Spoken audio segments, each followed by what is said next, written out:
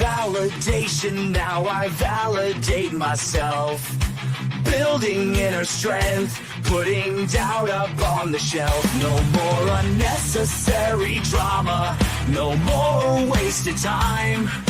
Climbing higher constantly, making my own climb. Standing on higher ground, where excellence is found.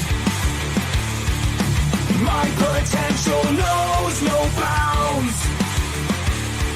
Raising the bar, breaking ground. My network is my net worth. Choose your company wise. Surround yourself with eagles, not with sheep in disguise. Every interaction is a reflection of my brand. Quality over quantity, that's my personal command. Standing on higher ground, where excellence is found.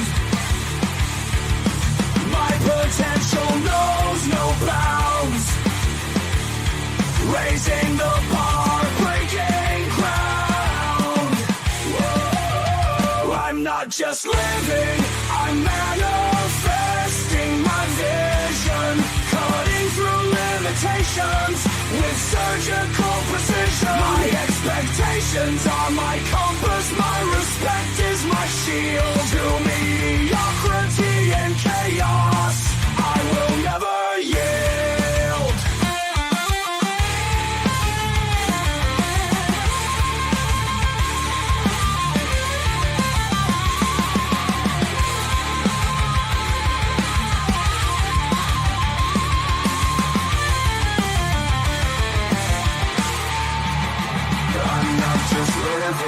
I'm manifesting my vision, cutting through limitations with surgical precision. My expectations are my compass, my respect is my shield. To mediocrity and chaos, I will never yield.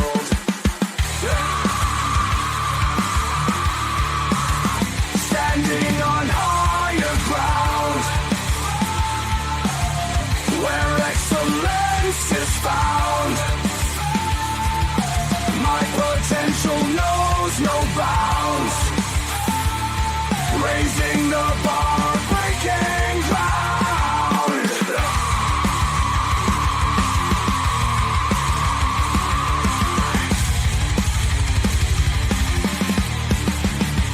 I'm not just living, I'm manifesting my vision, cutting through limitations with surgical precision.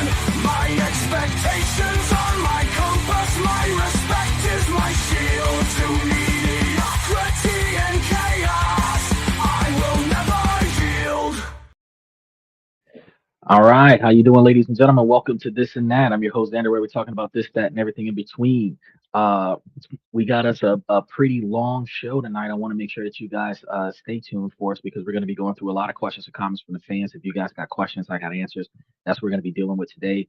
We're live 7 nights a week, and we do not let the sun rise without going live, but we don't always start on time, and that's why we ask you guys to like, subscribe, and mash those reaction buttons while you're here. But then also double back and look at those notification buttons so that we are here for it. I know. I want you guys to mash those notification buttons while you're here. Show support for the channel. And then for those of you that are not already in the membership, double check the membership to see what's going on because Stephen will verify tons of stuff has been flowing through the membership over the last 30 days to make sure that you guys have all of the information that you need to be successful. We've got coming up on Monday, we're going to be talking about what were we supposed to be talking about on Monday? Oh, the tariffs, because some new tariffs have been administered on Friday, the 24th. So that means, was it Friday the 24th? Yes, Friday the 24th. New tariffs were implemented. So there's a 2.5% increase in tariffs on goods and services. And that's going to be causing us to have an increase. So we're going to be talking about all of that stuff on Monday. When we give you guys different topics every night of the week. We do start with today being Sunday, questions and comments from the fans, but then we do Monday. We do Monday, Tuesday, and Wednesday, business and politics. Where on Monday we talk about how politics negatively impacts your ability to make, save, and invest money. We had discussed about Trump taxing countries up to 200% tariffs to try to get them to do what he wanted. The Supreme Court stopped him from doing that. He had to implement a 10% tariff that was supposed to wrap itself up in July, and he switched from that one to a new tariff bill that allows him to tax 12.5% on people. So that just went into effect. So that is going to be a follow-up topic from what we talked about 3 months ago on the show. So make sure that you guys stay tuned for that. Tuesdays, we talk about different ways to make money, save money, invest money, budget, different ways to change your decision-making skills to make sure that you guys are not spending your money faster than you're making it. Then we have on Wednesday, different countries around the world that you can live and potentially invest in. And then we have Thursday, Friday, and Saturday, which is self-improvement, personal development, socialization, negotiations, building your brands, relationship topics, promotions, raises, terminations, forced retirement, and then severance packages. And then we start talking to you guys about your 20 and 30-year plans. Trying to make sure that you guys have everything you need for your professional life, your decision-making skills to make money for you, and then your personal decision-making skills so that you're not spending more money than you make. That's one of the things that not a lot of people get from anywhere else. So we try to stay on top of that to make sure that you guys have all the things that you need to be successful. Now, I know that tonight's show says one question that could flip your money forever. We're going to see, because when you start making bad financial decisions in your relationship, that typically is where your money disappears, because 41% of a man's money goes towards his woman, 23% of the money that the man gives, she actually benefits from. So 18% of the money that is given away typically fades away with lavish gifts and other such things, because she doesn't benefit for that other 18%. So the one thing that you can change to flip your money forever is not spend 41% of your money on your woman. Women are going to be angry about that one. But I mean, in an egalitarian society where women are swearing up and down 50-50, because that's the most they're willing to contribute into a relationship, not because that is actually beneficially fair or balanced in a relationship. Fact is, I'm just going to be real with y'all. If all you're putting up is 50%, since that's all she's putting up and all you're putting up is 50%, the other 50% should not be spent on her. The other 50% should be towards building your financial future. That's my observation on that. And for any women that disagree with that, please jump in the comments and explain to me why you think that it shouldn't be that way. Because if he's putting away 50% of his income towards his future and she's putting 50% of her income towards her future, and you guys are splitting the bills 50-50 down the middle, even if y'all break up, if your money's in your brokerage account, his money's in his brokerage account, girlfriend contract that we talked about before, it makes sense that your money stays in your pocket, my money stays in my pocket, and we can part ways, but we can spend less money together, save more money together, invest more money together, have a better lifestyle, whether we stay together or not. And the fact is that two people can make it to $1 million faster than one. So if you think about how, if we stay together for like 5 years, 5 or 10 years, we both have between $250,000 and $500,000 each if we're not going to do it together. And that still is a fiscally more responsible way to go about doing things, instead of lifestyle creep and living life, quote unquote, to the fullest, where you're always broke, you're always stressed out, you're always having money arguments because one of y'all thought that you had more money than you actually did, because both of you are spending the same dollar from a joint bank account on two different obligations or personal desires, whichever the case may be. Now, let's go ahead and dive in to these comments. We're going to go ahead and see where they're going. I think Steven's going to enjoy some of these. I know when Michael hears something, Michael's going to have his old school sage advice in there. So let's go ahead and dive into these, and we're going to see where they go. I found my wife's secret messages about her male co-worker. Updated. I made an error in remembering details. So last week I found my wife's secret messages about her co-worker. To put this into context, my wife is in the military. I am no longer in. I got out a while ago. So the family got stationed in a new location 6 months ago. The first couple of months were pretty rough. I had no job. The military put us in a hotel, and we had sold our car before we left. So we had no car. So for the first month, I decided to handle most of the stuff, since my wife had to work most of the day. I cooked, cleaned, did all the shopping, and took care of our 2 kids, ages 6 and 1. It wasn't perfect, I will admit, but I had confidence that with a little bit of time we would be all right and more functional. Fast forward a month and a half later, we finally got a place, but still no car. At this location it can take a while to get a car sometimes. Her co-workers stepped up and helped her out. One woman, I'll call her Tammy, and one man, I'll call him Wayne. Tammy would mostly be the one to help, since her and my wife seemed to have a little bit in common. Wayne would help too, but not as often. At this part of the story, I have to say that how I found the secret messages was not right. I don't believe in reading my partner's private messages secretly. I try to be open and honest, but there were just too many small incidents that made me look at her messages secretly. So back to the story. Between when we finally got a place and last week, my wife became friends with Tammy and Wayne. She would bring them over to have drinks and play online games with Wayne, though Tammy never liked the game they played, and our kids would hang out with them. Due to some drama that I can't go into because it would give away my identity, Wayne, Tammy, and my wife are no longer friends. They had a pretty bad falling out. Prior to that falling out, there were a few times I believe her co-workers were being inappropriate with her. While they were all driving to lunch together, Tammy and Wayne once asked her if she would ever have a threesome with them as a joke. My wife said she quickly declined and told them no, that gross, I'm married. I do not know when exactly this happened. I was going to the bathroom upstairs when I heard her talking to her friend back home about it. Corrected section. I confronted her about this, and this is where I started being suspicious. First, she swears she already told me about the threesome thing. I don't remember us ever talking about it. Second, when I asked her, do you think that it's appropriate, she said she doesn't know, almost like she was downplaying it, and that when she told me that's disgusting, because Wayne not even my type. Which I believe like a dummy, because Wayne and I are polar opposites. Another time, Tammy was busy and couldn't drop my wife off at home, so Wayne offered to instead. He asked my wife if it was okay for him to drop her off. All right. Usually I wouldn't care, but after some discussion with my friends, they said it seemed like he was testing the boundary. Lastly, after all 3 of them had established a friendship before the falling out, they would sometimes come over to play games, drink, and complain about their jobs, which is a common tradition for a lot of military folks. I was making snacks for everybody in the kitchen, and our kitchen has an unpacked doorway that connects to the living room. Tammy was running late that day, so only Wayne was there. My wife and him were sitting on the couch. There was space between them, but I swear at one point they were just a little too close and staring at each other a little too long. I pushed that feeling down into my chest and told myself I was being insecure and maybe just making things up in my head. This was all prior to the secret messages. Okay, the secret messages.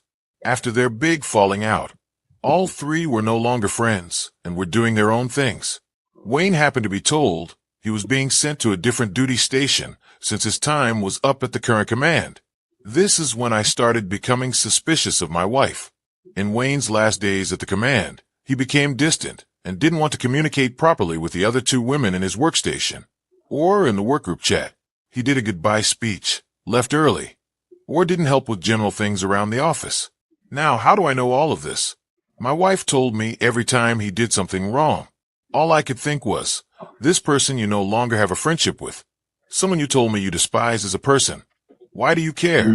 He did nothing directly to you that stopped you from working or put you in a weird position. So why keep bringing him up?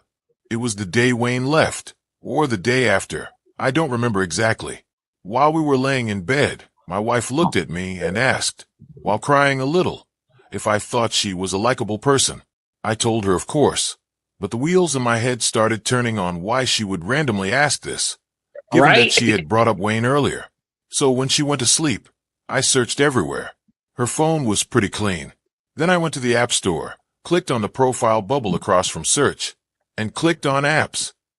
I was checking to see if she had Tinder, but then I noticed that you can see what day you downloaded apps on your phone, even ones you've deleted. I was Hmm. curious what kind of apps my wife had. Scrolling down, I noticed an app that had been deleted around springtime. I clicked on it.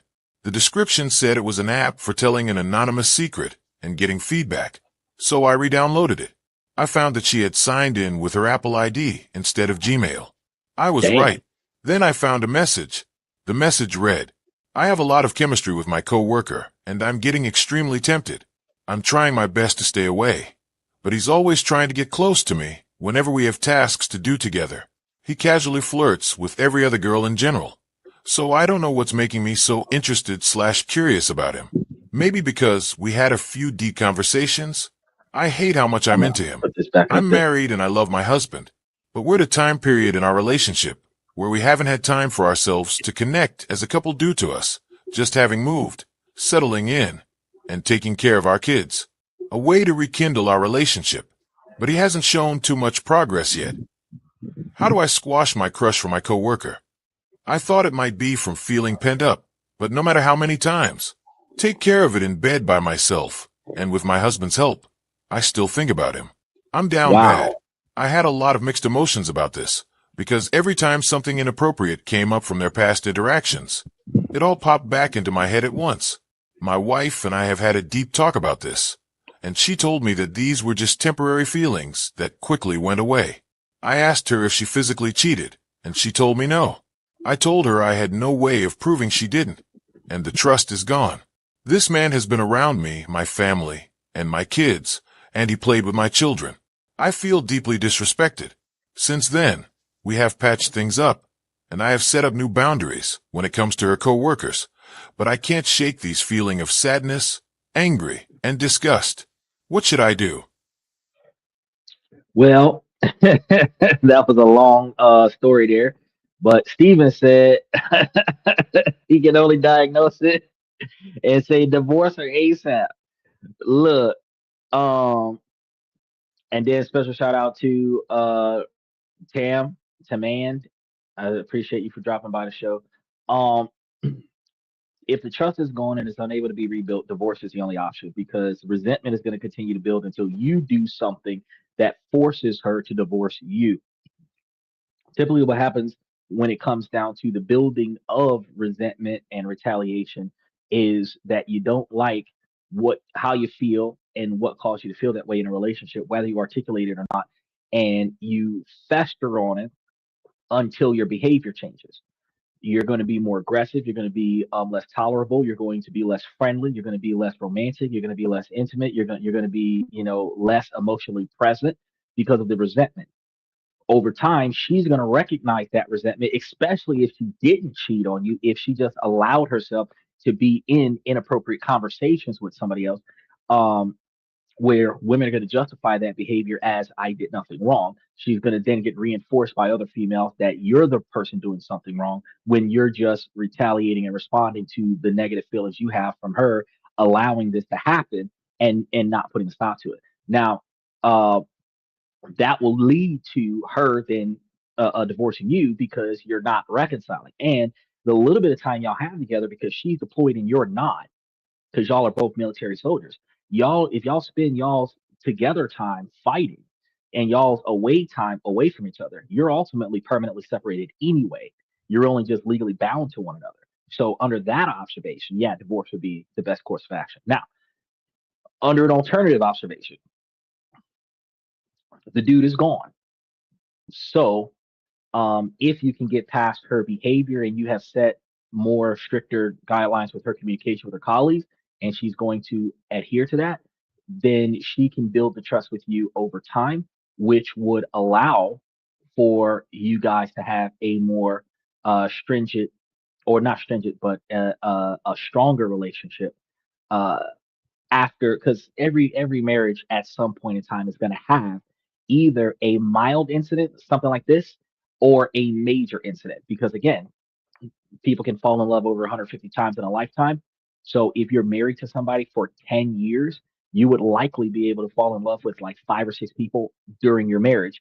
And not acting on those feelings is the loyalty that you're supposed to show to your marriage. So not having those feelings is completely asinine to say that it'll never happen, that you'll never become attracted to somebody else, that you'll never have an emotional attachment to somebody else. It is something that you're not supposed to encourage. It is something that you're not supposed to nurture. It is something that you're not supposed to prioritize over your marriage, but it is not something that you can stop from happening. So under that observation, if this would have been a man experiencing this and the woman was the one talking about how she went through the phone and found stuff, I would be saying the exact same thing.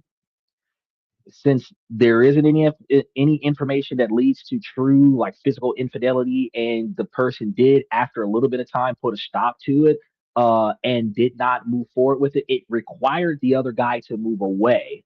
But her ability to be repulsed by him was her ability to turn her affection into anger to try to push him away, which was her way of trying to procure the relationship, her marriage. And I think that that was probably the next best thing to do besides filing a complaint.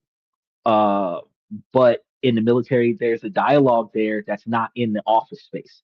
So when he was making the dialogue comments about the threesome with his wife, that's kind of stuff might be allowed on the battlefield, but that stuff would not be allowed in like a Staples or some shit like that. You know what I mean? So her ability to request reassignment probably would have been better, without disclosing why she wants reassignment. If she would just prefer to be assigned to a different platoon or something like that, that could have aided her in her ability to be less exposed to him. But without getting him in trouble by reporting exactly what behaviors he's done that makes her now feel uncomfortable with interacting with him, that dynamic is probably the only thing that she could have done. Now, I don't know what the fallout was with them, between them and y'all, and whatever, but I can only assume that his emotional attachment to your wife was stronger than his emotional attachment to his wife, and then his wife and your wife had beef, and then the three of them stopped socializing with one another. That's just my assumption on this situation. Now, ultimately, once they had that falling out, it was easier for her to put distance between him and her, but she didn't. Her feelings for him are still her feelings for him. Probably the confession on the anonymous dating app led to the altercation between his wife and your wife, and that's probably one of the reasons why the three of them didn't get along anymore, because he felt the same way and didn't want to say anything. Look, here come Michael. I knew Michael was going to come in and say something outrageous. Wife swapping. It's unfortunately it's not a wife swapping situation, because the man that's complaining has no interest in the other man's wife.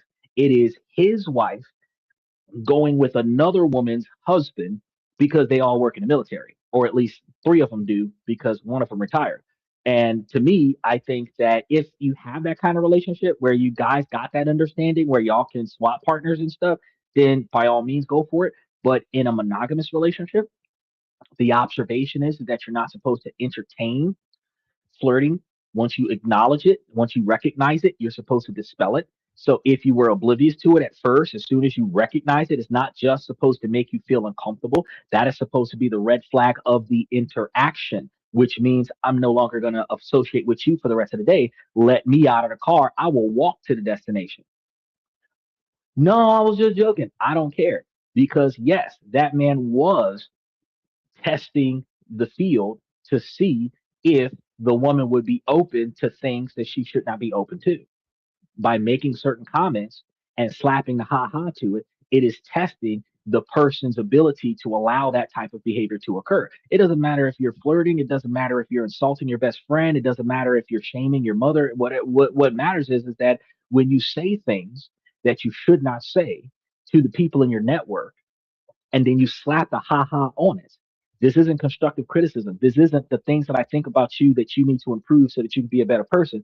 These are things that make you feel bad, that make you feel uncomfortable. And then I'm just joking, ha ha ha. No, you're testing to see exactly how bad they will allow you to treat them and still maintain their loyalty to you. That's what's going on there.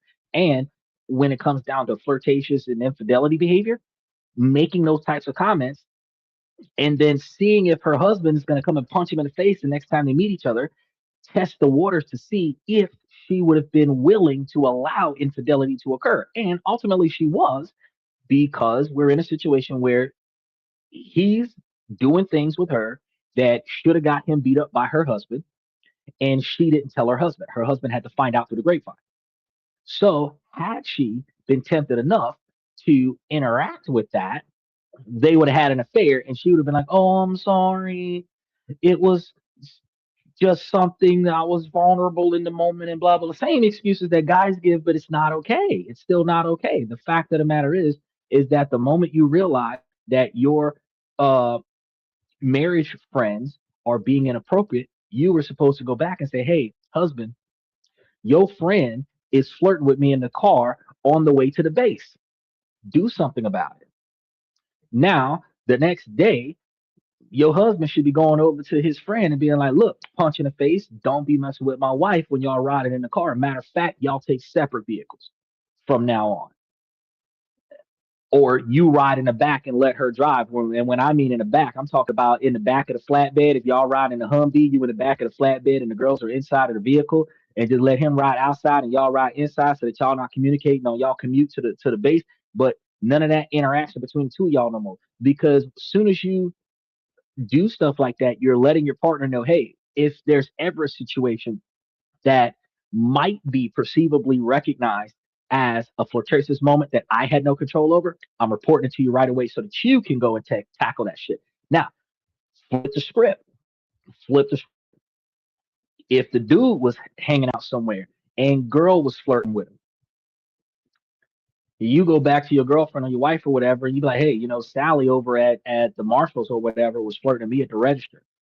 I ain't say nothing, but I didn't know what to do because I shut it down, but she was trying to spit game with me at the register. Now your wife gonna go over there to that Marshalls and put Sally in check. Don't you be talking to my husband when he at the store, and that puts a stop to it, which prevents partner feeling about your interactions with the opposite sex because you're willing to tell your partner, hey, somebody tried to hit on me and I shut that shit down.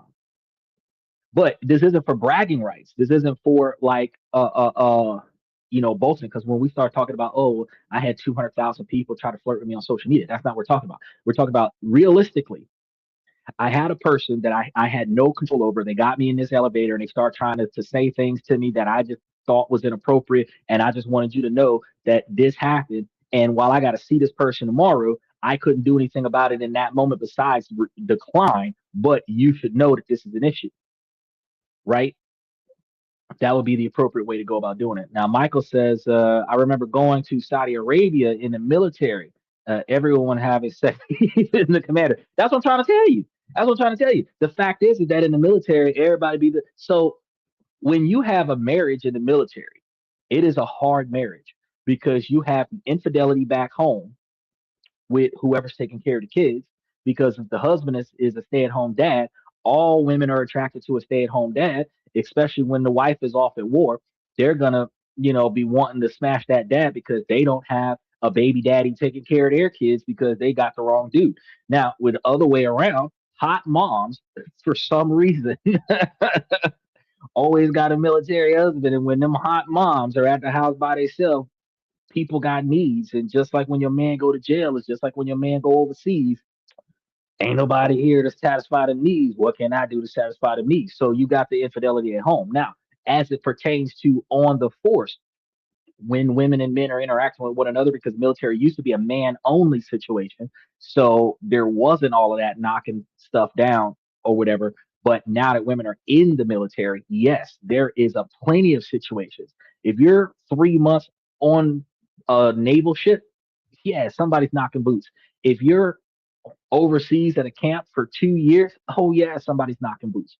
And if you don't get pregnant and come back with a child, you just don't talk about it. What happened during the mission stays confidential to the mission, right? And especially since you're not supposed to have that type of fraternizing in the military service as it stands, the irony there is that your commanding officers don't have reports of all the times that y'all knock boots behind a tree somewhere in the middle of combat. So the issue is that you're going to have that on both sides of the field. So this scenario is different from this exact same type of inappropriate context happening with like fast food workers or Amazon employees, because I would have been like, oh no, fuck that shit, bro. She could have quit her job. But they're in the service. There's certain things you got to deal with, right? And I'm not trying to justify it. I'm just saying that because they're like military service. There's certain you deal with a different type of disrespect, and you deal with a different type of social interaction, specifically because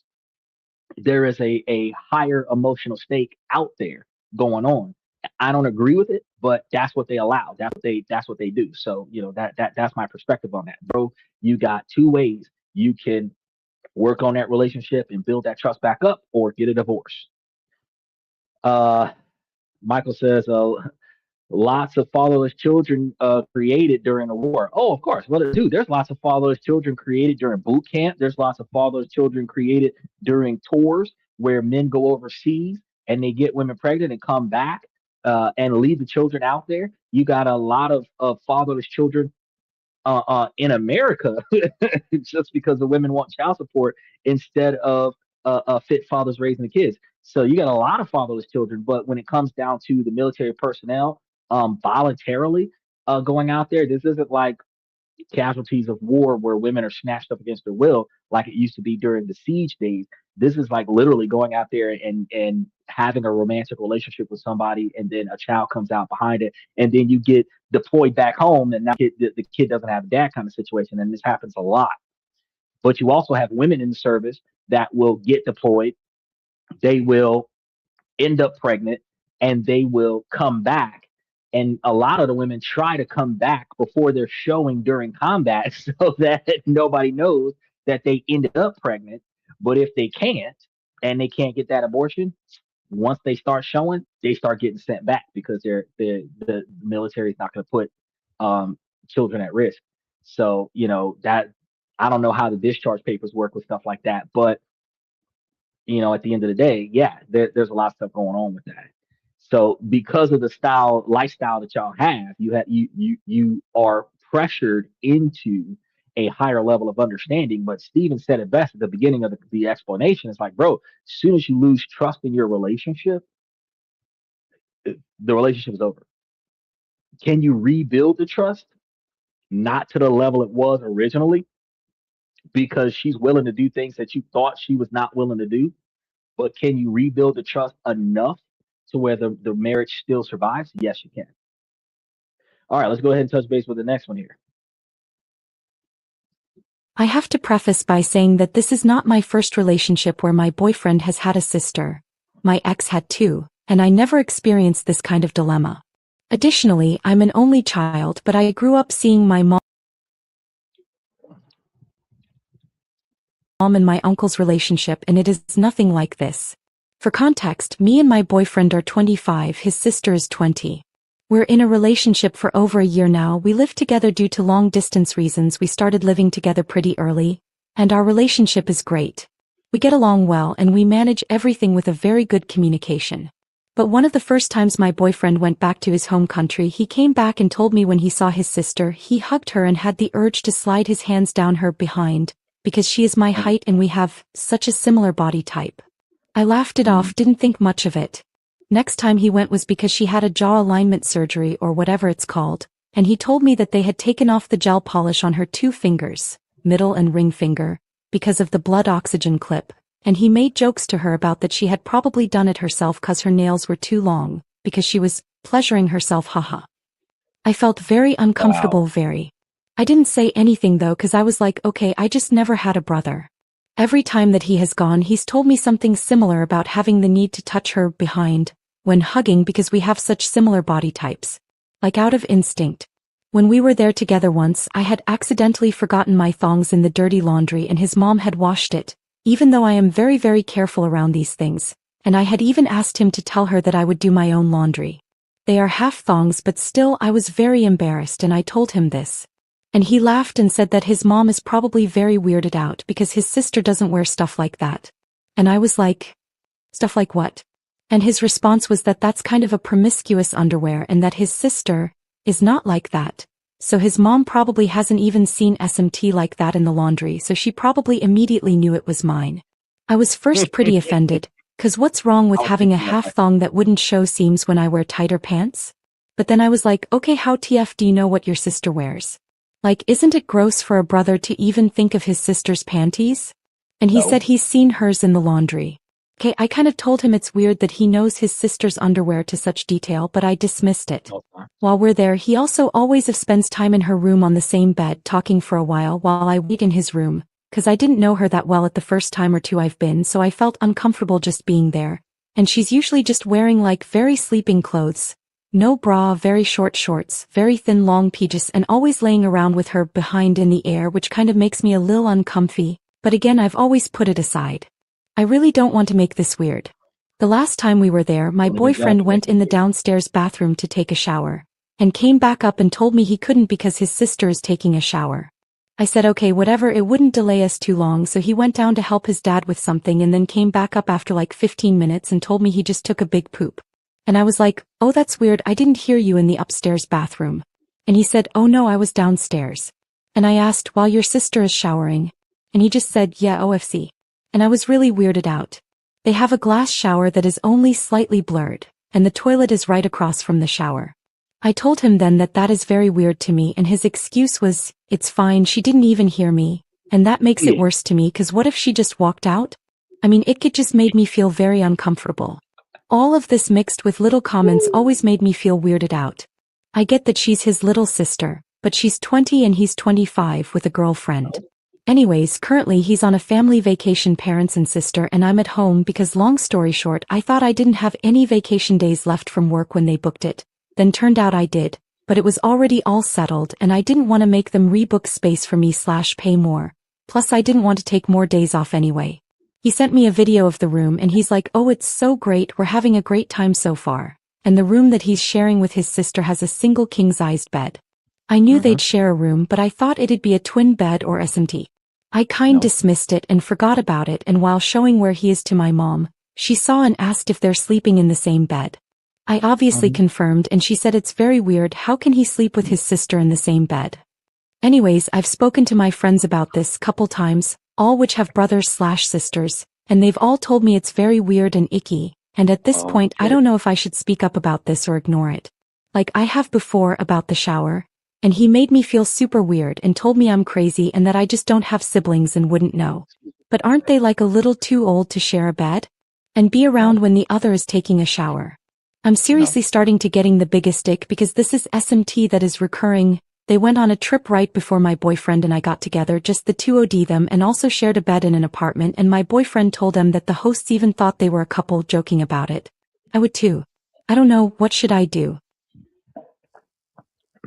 Okay, so I went to the store with my sister once, and they thought that we were a married couple, and my sister quickly corrected that. Um, it's just something that happens. You guys gotta kind of resemble one another.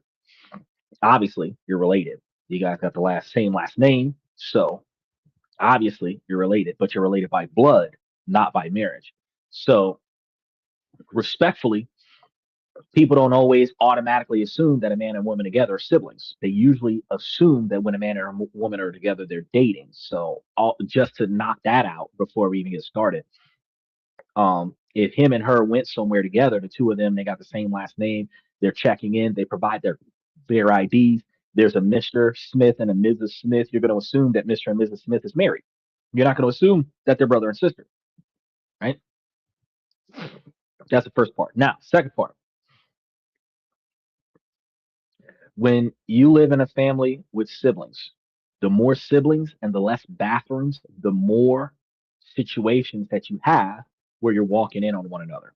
You're walking in on one another in the bathroom when somebody's taking a shower and somebody's taking a poop. You're walking in on one another when you're changing clothes, when you have more than one kid in the same room because you don't have enough rooms. Not all the time do the parents have the capabilities of separating the boys and the girls. It is preferred to prevent what Michael was talking about earlier, like incestuous behavior that is socially unacceptable in certain countries and not socially unacceptable in other countries and certain cultures, because incest is promoted in the Bible. When Lot got both of his daughters pregnant, and then that one king had, oh God, excuse me, the one king had tried to take this other man's wife, and that man's wife was his sister. So incest is all over the Bible. The principle of the matter is some cultures are socially unacceptable with incest. Statistically and scientifically, it is a genetic issue because if you have birth defects in the genetic code, when two siblings get together, that birth defect is magnified because a recessive trait from mom and a recessive trait from dad becomes a recessive dominant trait in the child. And that's going to be the reason why it is scientifically discouraged with sleeping with your sister or sleeping with your cousin or stuff to that effect. Michael says, lock the door. That depends on what kind of household you got. You got some households, mom, dad, 10 kids, and each kid locks the door, and there's a line of children waiting for the door to open in order to go to the bathroom. You have some families where one child taking a shower and all the other kids are taking a poop. And it's cool. Doors unlocked. Dad doesn't walk in on the daughters intentionally, but all the sons and daughters in and out on one another regardless. It happens that way when it comes down to siblings and laundry. Not all the time does the parents do the laundry. Sometimes the parents make the kids do the laundry. So you would know what your siblings wear from teenagers. So then on top of this, and this is a weird thing, because that's one of the things I was going to point out. She talked to her female friends, and her female friends are like, "Oh no, that's creepy." No, it's not. It's fucking normal. Two people sleep in the same bed, and it happens. You can go on a trip, not have enough money to pay for two beds, and you get the one bed, and y'all just sleep on separate sides of the damn bed. It happens. Typically, what the siblings do is head to toe behavior, where my feet are at your head and your feet are at my head. That's typically what happens. And it allows for all of the people. So even if you had three or four people in the bed, it would be like Vienna sausages, head, foot, just like that. There's no issue. And you can have like three or four people in the same queen size bed. Awkward because people get kicked in the face when other people are tossing and turning, but that's how multiple kids in the same bed actually works when it's family trips. You've been around these people your whole life. Now, when it comes down to women do this to men, and then women are grossed out about it when men incorporate this into their behavior. Women make it a man's responsibility to do certain things and know certain things. Then, when men know it, that's creepy. Well, first and foremost, let's start with men doing laundry. If women did the laundry and stopped complaining about it, men wouldn't know what kind of underwear women wear. Men do the laundry. And because, special shout out to Aztec, and because men do the laundry, if you left your underwear in the washing machine or if you left something in the dryer, I found it. And when I found it, whether it was in there and I seen it before I put my stuff in there, or I found it when I was taking all of my stuff out and your stuff came out with my stuff, at some point, your bra, your underwear, your shorts, your sock, whatever it is, I'm gonna find it. I go to a public laundromat. And I'll find people's underwear. I'll find people's socks. I'll find people's shirts still at the laundromat, right? So when you have a what we would have to call a community situation, yeah, he says living conditions will vary depending on this and that. Shout out, bro. What's going on? Outstanding channel. Thank you so much, man. But yeah, it's gonna be a different situation depending on what's going on. So then we have the other thing, like girlfriends send boyfriends to the store to go get their feminine products. Now, when men can pay attention to, because women want a man to be psychic, and in order for us to know what's going on, we have to take data, we have to pay attention, and then we have to take action before we're told, right? Now, we're in a situation where she wants us to make sure that her feminine products are there without her telling us that she ran out, right? So we have to know what sizes to get. We have to go to the stores that sell it, and we have to tell when it's about to go down. We learn that when women start gaining more acne on their face before they start putting their makeup on, that usually indicates that they're about to start needing those feminine products, which means that if you start seeing one or two zits on her face that wasn't there last week, I probably should go restock up on the feminine products because they go through it a whole lot quicker than what we go through anything, right? So when a man starts paying attention to this and he starts being on time, the women are grossed out about it because they expect the man to have it done without actually being able to articulate the fact that he knows when it's time for him to get up and respond to a situation that is automated on his responsibility, instead of her getting her own feminine products and replacing her own feminine products and taking her own self to the store and getting her own stuff, instead of making it a man's job to go to the store and buy something with wings. A man should not know what pads with wings is, but this is how relationships show loyalty and stuff to that effect. So men learn these things the same way men learn how to cook, and they cook better than women because women don't do for themselves and they don't do for the family. So men start doing it and they do it damn good. She can't get grossed out about it. Real quick, Steven says, I'm on the floor with it. I'm not sleeping in the same bed as anyone that is not my partner. Well, you've got a different mindset. I have no problem. I typically sleep in the same bed as my dog. So if anybody's willing to jump in with the dog, then it's me, the dog, and then you. And if that and if you're down for that, I don't give a fuck. Usually I don't sleep at night, but you'll catch me sleeping in the car more than anything.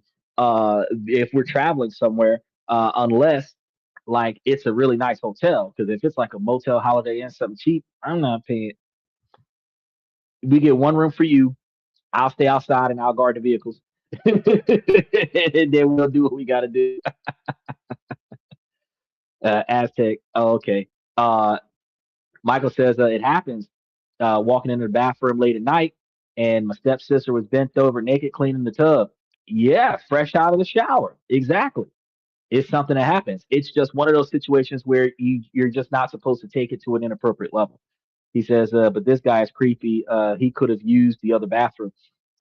Well, no, that depends on how bad he had to go to the bathroom versus how close he was to the two bathrooms. Because you got to understand, like in my house, I got two bathrooms, right?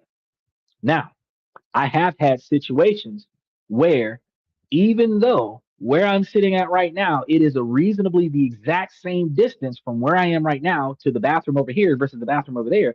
The fact is that if I was in the room next door, more than likely someone would go to that bathroom instead of this bathroom over here. Doesn't matter if you're showering, doesn't matter what's going on. If we're closer to this bathroom, if it's one of those like I really got to go kind of situation, you're probably going to go to that one instead of this one over here. Doesn't matter. The only thing that stops people from walking into a shower situation is if the door is locked, right? But if you grew up together where no locked doors as kids, you're not used to locking doors. You close the door, you went in there, you started taking a shower, dude goes in, takes a poop, comes back out, it is what it is. Now, women are gonna say, "Oh, well, he's creepy because he's supposed to go up two flights of stairs in order to go use the bathroom because the girl's in the bathroom downstairs." Why? He's not sharing a shower with her. I would have told you that was inappropriate. I don't give a fuck what kind of family dynamic you have. Showering with your sister over the age of like 7 or 8, I'd be like, yeah. And really, I think like the age should be like diaper phase, like 2, 3, 4 years old, because 5, 6, 7 years old, y'all shouldn't be in the same bathtub. You know what I mean? So 16, 17, 19 years old, you're taking showers with your sister. I'm that's inappropriate. But taking a dump, bro, you should be paying attention to what's coming out your butt. He says, you're sitting on a commode. It doesn't matter. That's what I'm trying to tell you. That's what I'm trying to tell you, Michael. I appreciate the flower. That's what I'm trying to tell you, Michael. It's sitting on a commode. You should not give two shit about what's going on in the shower. Not and this is one of the funny dynamics about it because a woman can make this seem so evil that a man walked into the bathroom while the woman is taking a shower. But this is the structure of most bathrooms is that the toilet does not face the shower, right? The toilet is typically like up against the wall, off to the side. The shower's over here somewhere, and you literally have to get off the toilet and deliberately go and pay attention to what's going on in the shower more often than not. There are some where the toilet is directly up against, but when you say that there's a clear glass, a semi-transparent obscured glass there, that type of architectural design does not put a toilet directly up against a glass shower. And I'm sitting over here with two. Well, but I mean, I've got different structures, but I've got two different bathrooms with showers in them, and the toilet is on the other side of a wall where there's a toilet, there's a shower, but you got to come around the corner from the toilet to see what's in the shower in both situations. And I had a house once before that had a toilet in a separate room in the bathroom where there was a shower and a jacuzzi tub in the master bedroom where you would have to, uh, uh, you know, come out of a room to be in the same room with the shower, right? And these are bathrooms with clear glass, you know what I mean, or transparent, obscured glass, right? So it makes no sense that the females are testing the norms by trying to make it seem like a dude is so wrong for um, using the toilet. Now, getting on him making inappropriate comments to his girlfriend about him making inappropriate comments to his sister or gestures to his sister. That is going to be where I'm going to draw the line in this particular dynamic. Dude, don't tell your girlfriend these things. I don't give a fuck whether you do it or not with your sister. Don't tell your girlfriend these things, because your girlfriend is insecure. Your sister is probably equivocally hot in comparison to your girlfriend. Your girlfriend is intimidated by your sister physically, and then your ability to express verbally the potential to have desire for your sister, whether or not that is ethical behavior to have, instinctually the ability for her to procreate with her boyfriend is challenged by his ability to procreate with his sister. That's what it is. And that's going to be a primal insecurity because she has direct competition with a relative. That's really what it is. Ultimately, this whole complaint that she's got is that she feels that she has to compete with his sister for his affections. And he has a closer bond with his sister than he has with her. But I can tell you, I've seen families where brother and sister, twins, matter of fact, and I know some from Switzerland, that actually the girls' room was the hangout room. I don't fucking know why.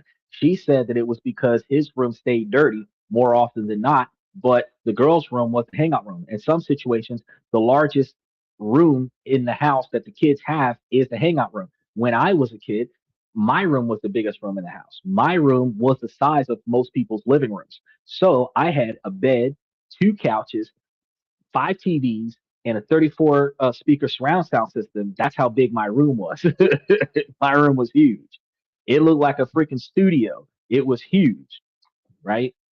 I'm not talking about like 30 square feet. I'm talking about like 70 to 100 square feet. My room was huge. So I could have 15 or 20 people in my room, which means that my brother's in there, my sister's in there. Whether I'm asleep or not, my brother's in there, my sister's in there. They're watching movies in there. My room was the video game room. My room was movie night room. My room was hangout room. When I was grown in my early 20s, that was the after hours spot. We would go to the club. We would come back from the club, bring 15, 20 people back to the house, and everybody's in this one room because it was a pretty big room.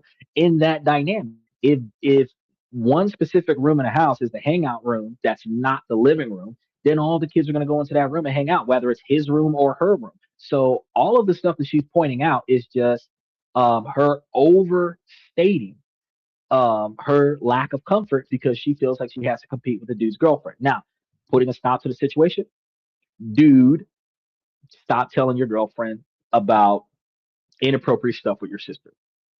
Plain and simple. Because truth, the girlfriend didn't go on a family trip because she felt uncomfortable about the boyfriend's relationship with the sister. She's going to make the excuse about, oh, I didn't think I had a vacation time. I don't know any family member who wants to go on a family trip, who is going to decline the family trip without checking their PTO time first.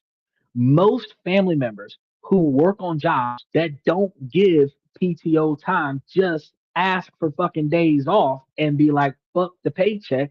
I'm going to spend time with my family. That's called work life balance. So if you have a job that has 6 days, that has vacation days, that has PTO days, you're not effectively caring if you get paid for these days on this trip. You're going on this fucking trip. That's point blank, period. You're letting your boss know, hey, my family has the X, Y, and Z trip coming up.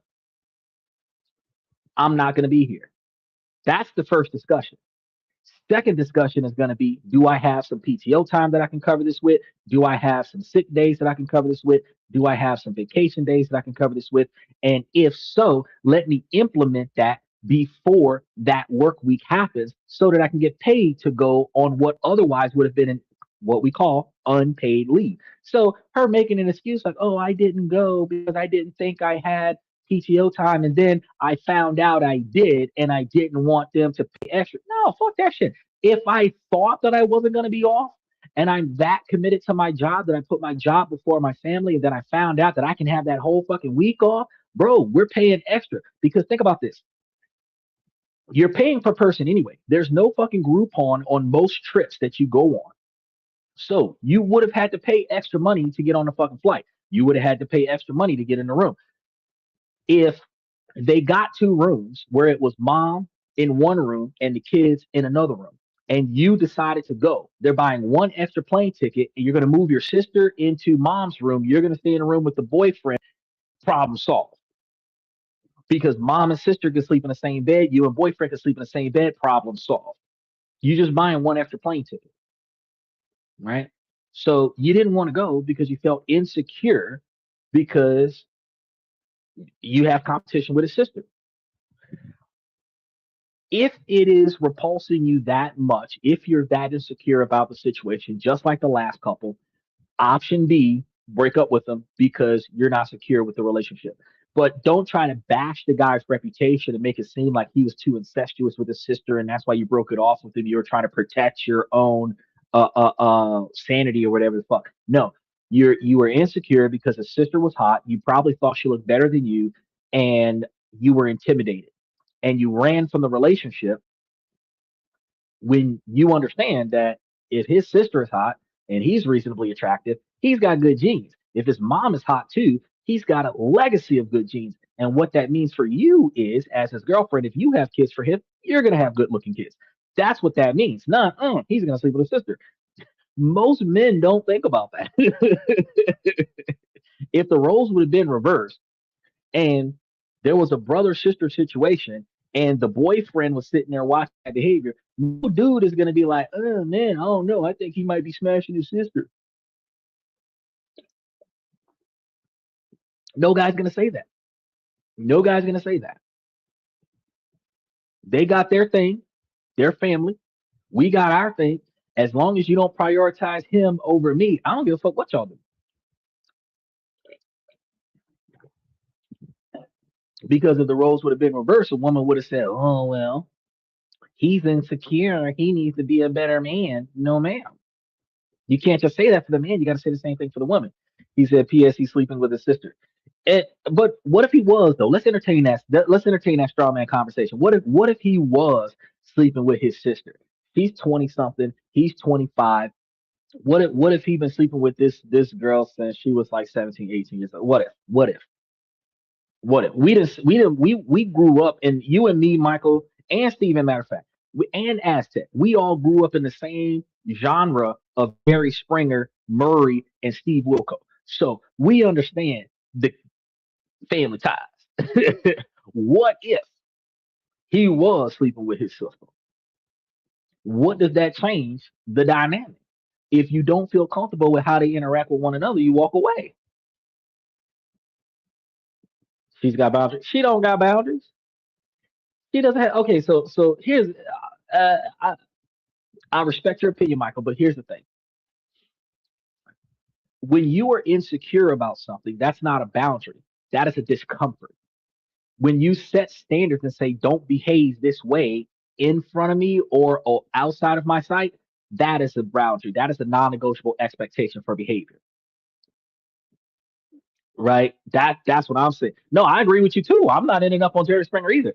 It's not boundaries. Now, I can have self-respect, I can have self-control, but that's not a boundary to say that I feel uncomfortable with your relationship with your blood relatives. That's not a boundary. A boundary is that I would prefer for you not to walk in on my children while they're changing their clothes. That's a boundary. Unless they're too young to do it themselves and you're going in there to help them do it, where they've asked for your help and I've authorized you to do it. All of these dynamics had to be all at once before it happens. You can't just volunteer. Random guy shows up to the house, first time over, kids are changing their clothes, getting ready for bed, and random dude's like, oh, yeah, let me come help you change your clothes. No, no, no, no. And I would say that even for a woman, it would still be inappropriate. It would be equally inappropriate. If nobody invited you to take on that task, you should be inviting yourself to take on that task. Socially, women are considered caretakers and they're expected socially to be in that situation. So it doesn't matter if it's a boy changing his clothes or a girl changing his clothes. It is socially acceptable for a woman to go over there and oh, let me just help you with this. But for a dude, oh no, that is shunned.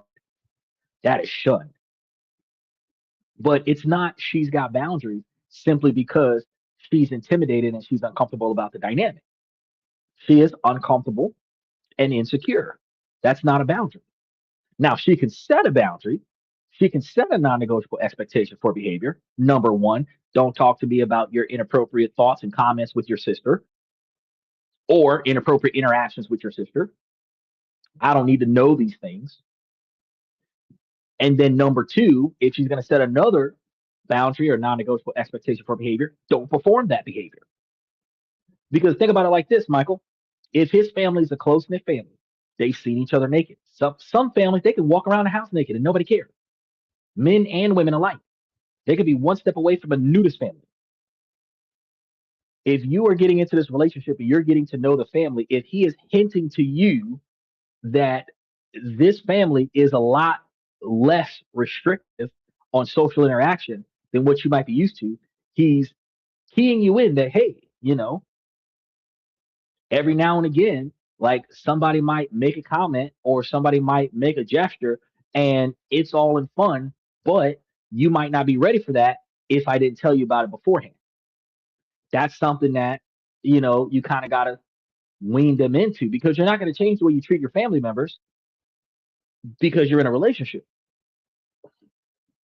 He says, two bathrooms, bathroom in the house. Um, don't need to use the bathroom with your sister in it. That's my values. All right, but that's your values. That's my value. First and foremost, I don't like sharing rooms with other people more often than not. If I can help it, I try my best not to. I try my best to spend extra money on extra rooms so that I don't got to share a room with you. And like I told you earlier, if I could only afford one room, I'd put you in a room and I go sleep in the car, right? So if I spend extra money to have extra bathrooms so that everybody's got their own bathroom. So now you have a designated bathroom if I got anything to say about it, where you only use this toilet and you only use this shower. And I'm only going to use this toilet and I'm only going to use this shower. So if I've got to poop, I'm going to walk past your bathroom and go to my bathroom because this is my bathroom. That's my values. And if you got to poop, you can't detour to my bathroom because you can't make it to your bathroom. You better stick your hand up your butt and take your behind to your bathroom because your bathroom is over there. That's how I feel. That's my values. So Michael, like we're not different from each other on that particular dynamic, but that doesn't change the fact that there are some families where it doesn't matter which bathroom is being because the shower and the toilet are not the same thing, and two different people can be in the same room doing two different things at the same time, and nobody give a fuck. One could be taking a shower, and the other one can be pooping, and nobody care. And that can be their family values. And if you grew up in that type of household, those are the type of scenarios where you're trying to take a hot shower and your siblings flush the toilet. And when they flush the toilet, now the water went from being hot to from being like either lukewarm or whatever to like scalding hot or ice cold because you flushed the toilet. That's the kind of dynamic. Those types of pranks happen because for some reason your bathroom door isn't locked, your sibling, and a lot of times your frat brother or your sorority sister comes into the shower while you're in there and flush the toilet. Not because they're trying to do anything inappropriate to you, but because they find it ha ha that I compromised your shower by flushing the toilet. Now, likewise, that also happens because I had to use it. So, I mean, he said, "Shoot, 7 kids and 2 bathrooms." And in that situation, bro, you're gonna have more than one kid, and you in that dynamic, you're probably gonna have 3 kids at one toilet and 4 kids at the other toilet, and 2 kids, one kid in each shower, and one kid using each toilet with another kid in line, at least 1 or 2 other kids in line waiting to get into that bathroom. That it is, especially when you have all of the kids are getting up at the same time to go to school. Everybody's got to go to the bathroom when they wake up. That's gonna mean that there's gonna be multiple situations going on at the same time. Yeah, and yes, yes. Normally, when parents can afford it, girls in one bathroom, boys in another bathroom. When you have 2 toilets, but imagine having 7 kids and one toilet. They make 3 bedroom, 1 bathroom houses from the 1950s, and if there's 7 kids with one toilet, there's going to be somebody taking a shower and somebody taking a shit at the same time. Walk-ins are going to happen.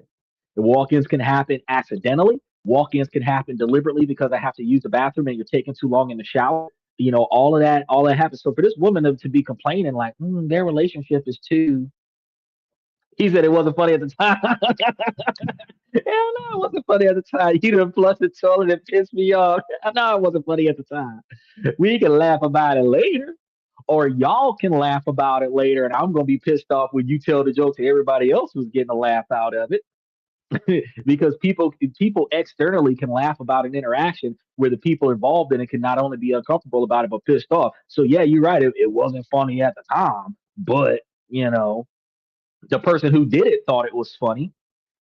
The same way the guy came on the show yesterday and was doing what he was doing yesterday, they think that shit's funny.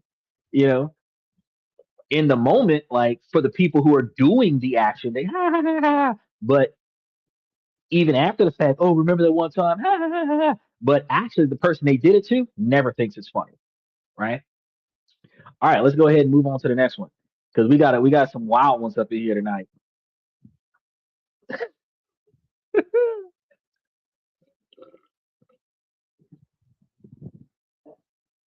I'm 31, and one of my best friends, 30, and his girlfriend, 25 of 6 years, broke up like 2 months ago.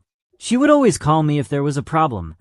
I've always been a close friend of them both, a counselor and helpful hand, because I always thought they were good together, despite their flaws. Ever since they broke up, I've been suspecting that she's been hitting on me, but it was just a suspicion. Weeks went by, and it became more and more obvious that she was hitting on me. I asked her if what I thinking was correct, and she said yes. Ever since then, she's been hitting on me like insanely. I've never seen the likes of it. It's like she knows what I want to hear, and it's playing a lot in a way that moves with me. I don't feel love, but it's passion only. My friend has already moved on to another one. I feel wanted. That's always good, and it's caressing my ego like never before. And the temptation to go for it once is so real. But I feel so bad about it. Although we never even kissed or touched. But there's a lot of tension and chemistry, which in it if itself is so bad. What should I do? I thought of talking to him. But it's gotta shatter the last 6 years to pieces. I thought of giving in to temptation. But how am I gonna look at him after? Not doing anything is hard because of my own desires. I know it sounds weak, but have sympathy here. I feel so bad for entertaining this already. I feel like such bad friend. I think there's no scenario where we are all happy. Please help. All right. Special shout out to OG Kicks. He said, "Go for it." All right, now look, now I'm gonna come off of this for you. I'm on Steven's side now, but look, this is the thing, because I had a homeboy. He used to try to grab everything with a pulse. Most of the girls that he was with, once I found out that he was with them, I would not even try to talk to those females. But there was one chick that we just had that chemistry. He like 7 girlfriends later, his ex, like 8 girlfriends removed, was one that I was like, yeah, we gonna make it happen. I still kept it a secret from him. Never told him. He knows now if he's watching the show. But the fact of the matter is that I felt the same way. I had a concern about smashing my girl's ex, my homeboy's ex, because at the end of the day, you think about the bro code. Bro code is that you're not supposed to be stomping on each other's territory. So first and foremost, you're not supposed to be chasing the same girl after the guy gets the girl. That's it. She's supposed to be off limits for the team. Um, when they break up, immediately after they break up, she's still off limits to the team. Now, there's a line in the sand where when he gets into another relationship with somebody else, that first relationship he gets into could be a rebound from the girl where he still wants the last girl. He just is trying to entertain himself with a new girl. It is not always a good idea to go after his ex just because he's got a girl one step away. It ain't open season yet. It ain't open season yet. The rebound chick is not open season yet because he can always get back with the girl that he just broke up with, right? At least within the first year, right? So it's not season yet. Now, two girlfriends down the line, 2 years down the line, in one of them situations where the girl that you want to smash is like been fair game for a minute, that's the dynamic when it becomes open season. But it is open season with respect to the fact that you communicate with your homeboy, make sure that he cool with it before you take that leap. Because at the end of the day, yeah, people make bad decisions. They get into a relationship for all the wrong reasons. And then after they get into a relationship for all the wrong reasons, they fall apart in that relationship because they don't compromise and they don't communicate. Then they get into another relationship and realize that that's not what they want. That's the rebound relationship. Then they try to go back to the ex. You do not want to be her rebound when he's rebounding with another chick. Because when he gets back with his girlfriend, you are now going to be the third wheel in their relationship where the girl you smashed and your best friend are a couple. That's not okay. Now, granted, if he gave you the blessing to go and smash, she for the streets. You go ahead and get your turn in. But like just doing it in secret, and then women have this thing about confessing out of guilt and confessing out of vengeance. And if it would have hurt your friend for her to tell him that she smashed the team, then she will go and tell him to ruin his feelings with y'all. At the end of the day, you don't want to put yourself in that kind of situation. So the best bet to be, like Steven said, go for it, but you go for it after the fact. You go for it after the fact. You go talk to your homeboy like, hey man, over the last few weeks, the last couple months, she's been over here, making passes at me, bro. Like, she's making those kind of passes that like kind of let me know that if I shot my shot, that I would have a triple play. You know what I mean? And if you tell me that this ain't a good idea, then I'm not gonna go there. But if you cool, I'm cool. I'm gonna try to get me like 3 rounds out of this shit. And your homeboy should be able to tell you, man, hey, go ahead, do what you got to do. I've moved on. I'm happy with the person that I got, whatever the case may be. Or I just got out of another breakup and I don't want the other person because the other person is crazy. He might warn you and say, hey, you do what you got to do. But at the end of the day, not only is she clinging, she's psycho. She's that slash your tires, bust your windshield kind of psycho. So if you go and smash that, you smash that, but you smashing that at your own risk kind of situation. So the results of him telling you, hey, you got my blessing, but you doing this knowing those consequences. But you don't want her to, because you got there's a lot of women. Michael says you'll have plenty of time in your life to wonder why you didn't do it. He's right about that. And Steven says as soon as she hits on me and if I want it as well. that doesn't work. And I'm about to tell you why that's not a good idea, because women are more emotional than men. And this observation that you've got right here, this observation is going to be detrimental, because when a woman breaks up with a man, she's going to want him to hurt more, 10 to 100 to 1,000 times more than what she hurts. She will start saying and doing things to ruin his entire life and his entire network. She will sleep with his brother, sleep with his dad, sleep with all of his best friends. She'll get pregnant by one of them. She will accuse him of doing something he didn't do, put him in prison, take all of his shit, whatever she can do to destroy his life. This is how some people are. Men can do this from time to time too, but women do this more often than men. And the problem is that as his homeboy, you should not say, well, she's fair game because they just broke up a couple weeks ago or they just broke up a couple months ago. Before you tap that ass, you need to go and let your homeboy know, hey, she's trying to hit it. Now you good with it, I'm gonna go get it. But if you don't communicate with your homeboy, then you likely could have if they were still in a relationship or if they're temporarily broken up because they couldn't get along and they're on a break and you smash his girl while they're on a break, then when they get back together, you just ruined your friendship with your homeboy for a piece of tail when you could have just avoided that. We say bros before hoes, but we don't really mean that if we're willing to smash the homeboy's girl simply because they're not talking today. You gotta stand on principle. I can tell you when I was like 16, 17 years old, I had a motorcycle. I had my girl's brother. He was one of my homeboys, and it's weird because he became my homeboy because I was dating his sister, not the other way around. But he became a homeboy. We were almost like brothers. We did all kind of stuff together. He was dating shit, and she wanted to ride on my motorcycle. So to get a ride on the bike that day. She got on the bike, but as we was riding around the neighborhood on the bike, she started making passes at me. Soon as I got back to the house, I let him know that his girl was trying to make passes at me.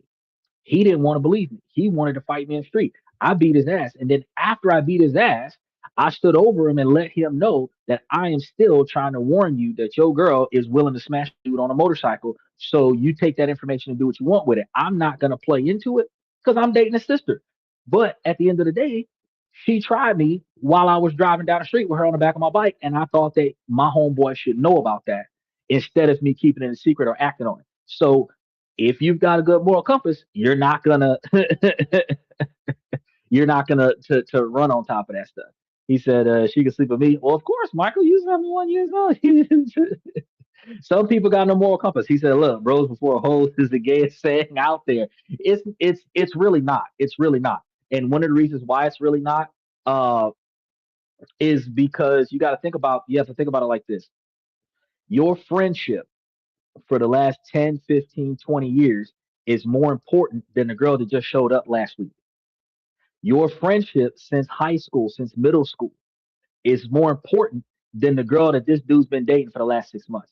Your frat brother, your college buddy that you've known, so you've been in college for 3 years, you've got a friend for 4 years, he's got a girlfriend for like 5 months. Your friendship with that dude is more important than her. That's where bros before hoes come from, and it's not really the gayest thing because when you say it's the gayest thing, that's I know that's like a Gen Z or no, it's a Gen X and like a baby boomer saying, but you're demasculating a man for saying that I'm going to stay loyal to my homeboys instead of betraying the trust of my homeboys to go smash a chick. That's actually pack mentality is to stay loyal to my homeboys regardless of this chick. When we're loyal to one another, pack mentality. If all of us want to sleep with this chick, we're going to decide which one of us is going to keep the chick, or if we're going to take turns on the chick, or we can all take a chance at the chick, and whichever one of us she chooses, the rest of us back off. But however we discuss, we come to an agreement as a pack. This is how we're going to approach this. And then after that, we respect that. But just because the relationship fell apart doesn't mean that, oh, now she can start dating someone else in the group. This isn't like I forgot her name from that 70s show where she was dating Kelso, then she was dating the other dude. And no, you don't date all the dudes in the group. That's not how this works. He said when you're done, pass her this way.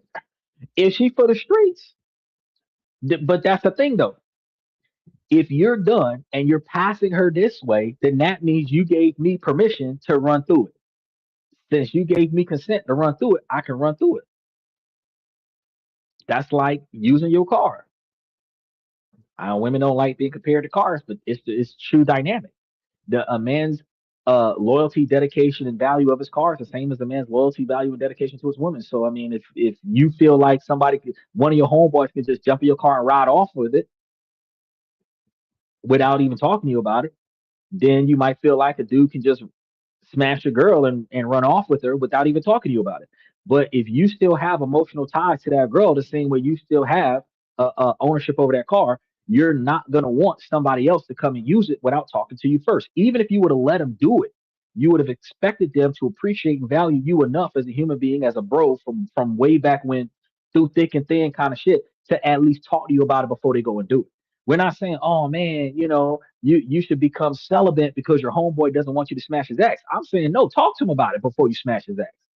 Even if you're gonna let him know, hey bro, she want it and I'm gonna give it to her, bro. I just wanted to let you know before I go do it. At least give him the respect of telling him that you're gonna go and do it, even if you're not gonna ask him if it's okay.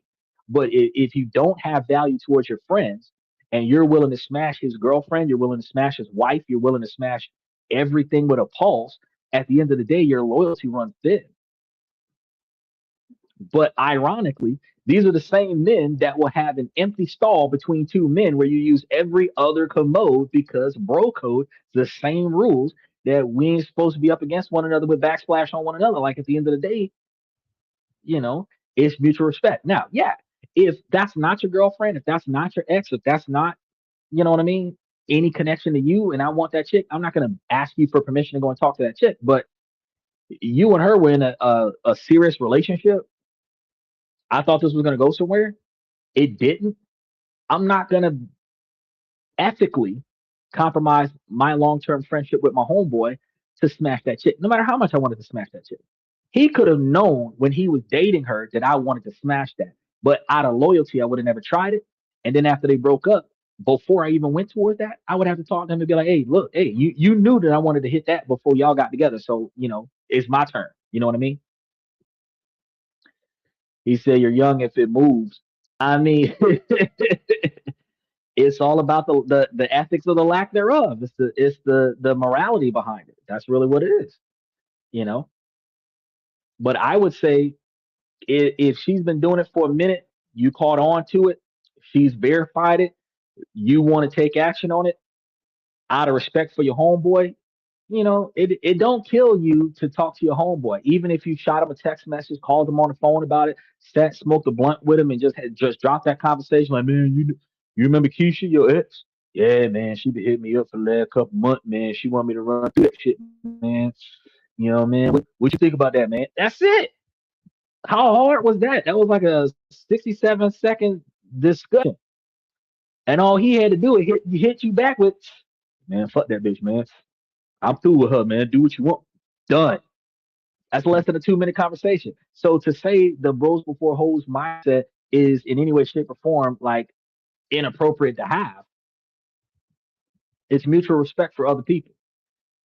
And if you were in a serious relationship with somebody, you would expect your male friends to respect that relationship. And if you are in a relationship that's an on again, off again relationship, you would expect your friends to recognize that too and not be trying to take turns on your girl when y'all are on a break. Because when y'all are on a break, y'all are not actually broken up, like permanently detached from one another. You're taking time away from one another. And that's not the time for the teen to run through the girl. Because then a relationship is really over. You know what I'm saying? All right, let's go ahead and touch base with the next one. My boyfriend 35 and me 38 just broke up after 1 year and I am beyond heartbroken.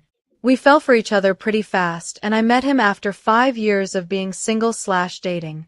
My ex struggled with emotional availability, expressing emotions and being vulnerable, which resulted into our first big disagreement. Before this fight, we hadn't really had many issues, then all of a sudden he found himself shutting down emotionally and not communicating his discomfort. After weeks of reflecting and taking space and several talks, he ultimately came to the conclusion he was self-sabotaging the relationship and had a lot of unresolved trust issues that had nothing to do with me. He said this is the best and healthiest relationship he's ever had, and he felt he had been looking for something wrong. As he started to feel really insecure, he couldn't meet me where I was emotionally.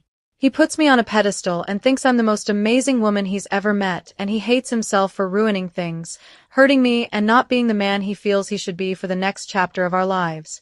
He feels he needs to do this on his own and doesn't want to put me through any more hurt while he uncovers his own trauma and issues. Despite my willingness to go to couples therapy, he really doesn't want to subject me to any more hurt by him. He feels something is inherently wrong with him emotionally, and he really wants to handle this on his own and thinks that is the only way. He wants so bad to meet me emotionally where I'm at, and he feels that's what I deserve in this relationship, the full extent of my love returned to me by him. While the door is open between us, I'm not waiting for him despite loving him so deeply. I think with endings/breakups for me, I've always treated them as final and don't really have hope. I'm a bit of a cynic and not really a hopeless romantic. I don't think he's a bad person, we're just at two different levels of emotional capacity. I'm very heartbroken and I'm at a space where I almost wish we never met just so I didn't have to experience the grief I feel RN. I've been in love many times in my life, but never like this. I had never been so certain and so sure someone was my person until him. How do you move forward in this later stage of your life when you're mourning the life you thought you would have? We were planning to move in together, get married and have kids, and now it just feels like it all disappeared in a heartbeat. Before this I was at peace knowing marriage and kids might not happen for me, but now it hurts more. BC, this person made me reconsider that. BC, they felt like the right person to do life with. See, Steven, Michael, look, see that shit right there? That's the reason why you don't go with your homeboy's ex. That right there. Because in all honesty, she believes she got the right dude. He believes he got to fix himself mentally. If he's not moving on with another woman, he's staying to himself and he's trying to work on himself, going to therapy and shit to that effect. She believes this is the guy for him. They broken up right now. Look, she 38, bro. Ain't no other man gonna be trying to get with her real quick. Like, yes, they jump offs maybe, one night stands maybe, after club activities maybe, but long term relationships, not quite. At 38 years old, in the next 2 years, she's gonna be. She was already expired product at 28, so if she found somebody at 30, that was like last call for alcohol right there. So at 38, bro, 2 years from now, all of the valuable things that would make her valuable in a relationship are not there. So the only thing left would be cooperation and obedience because that's like the only things that she can fix. She's got no kids, but she can't have any in 2 years, at least not safely.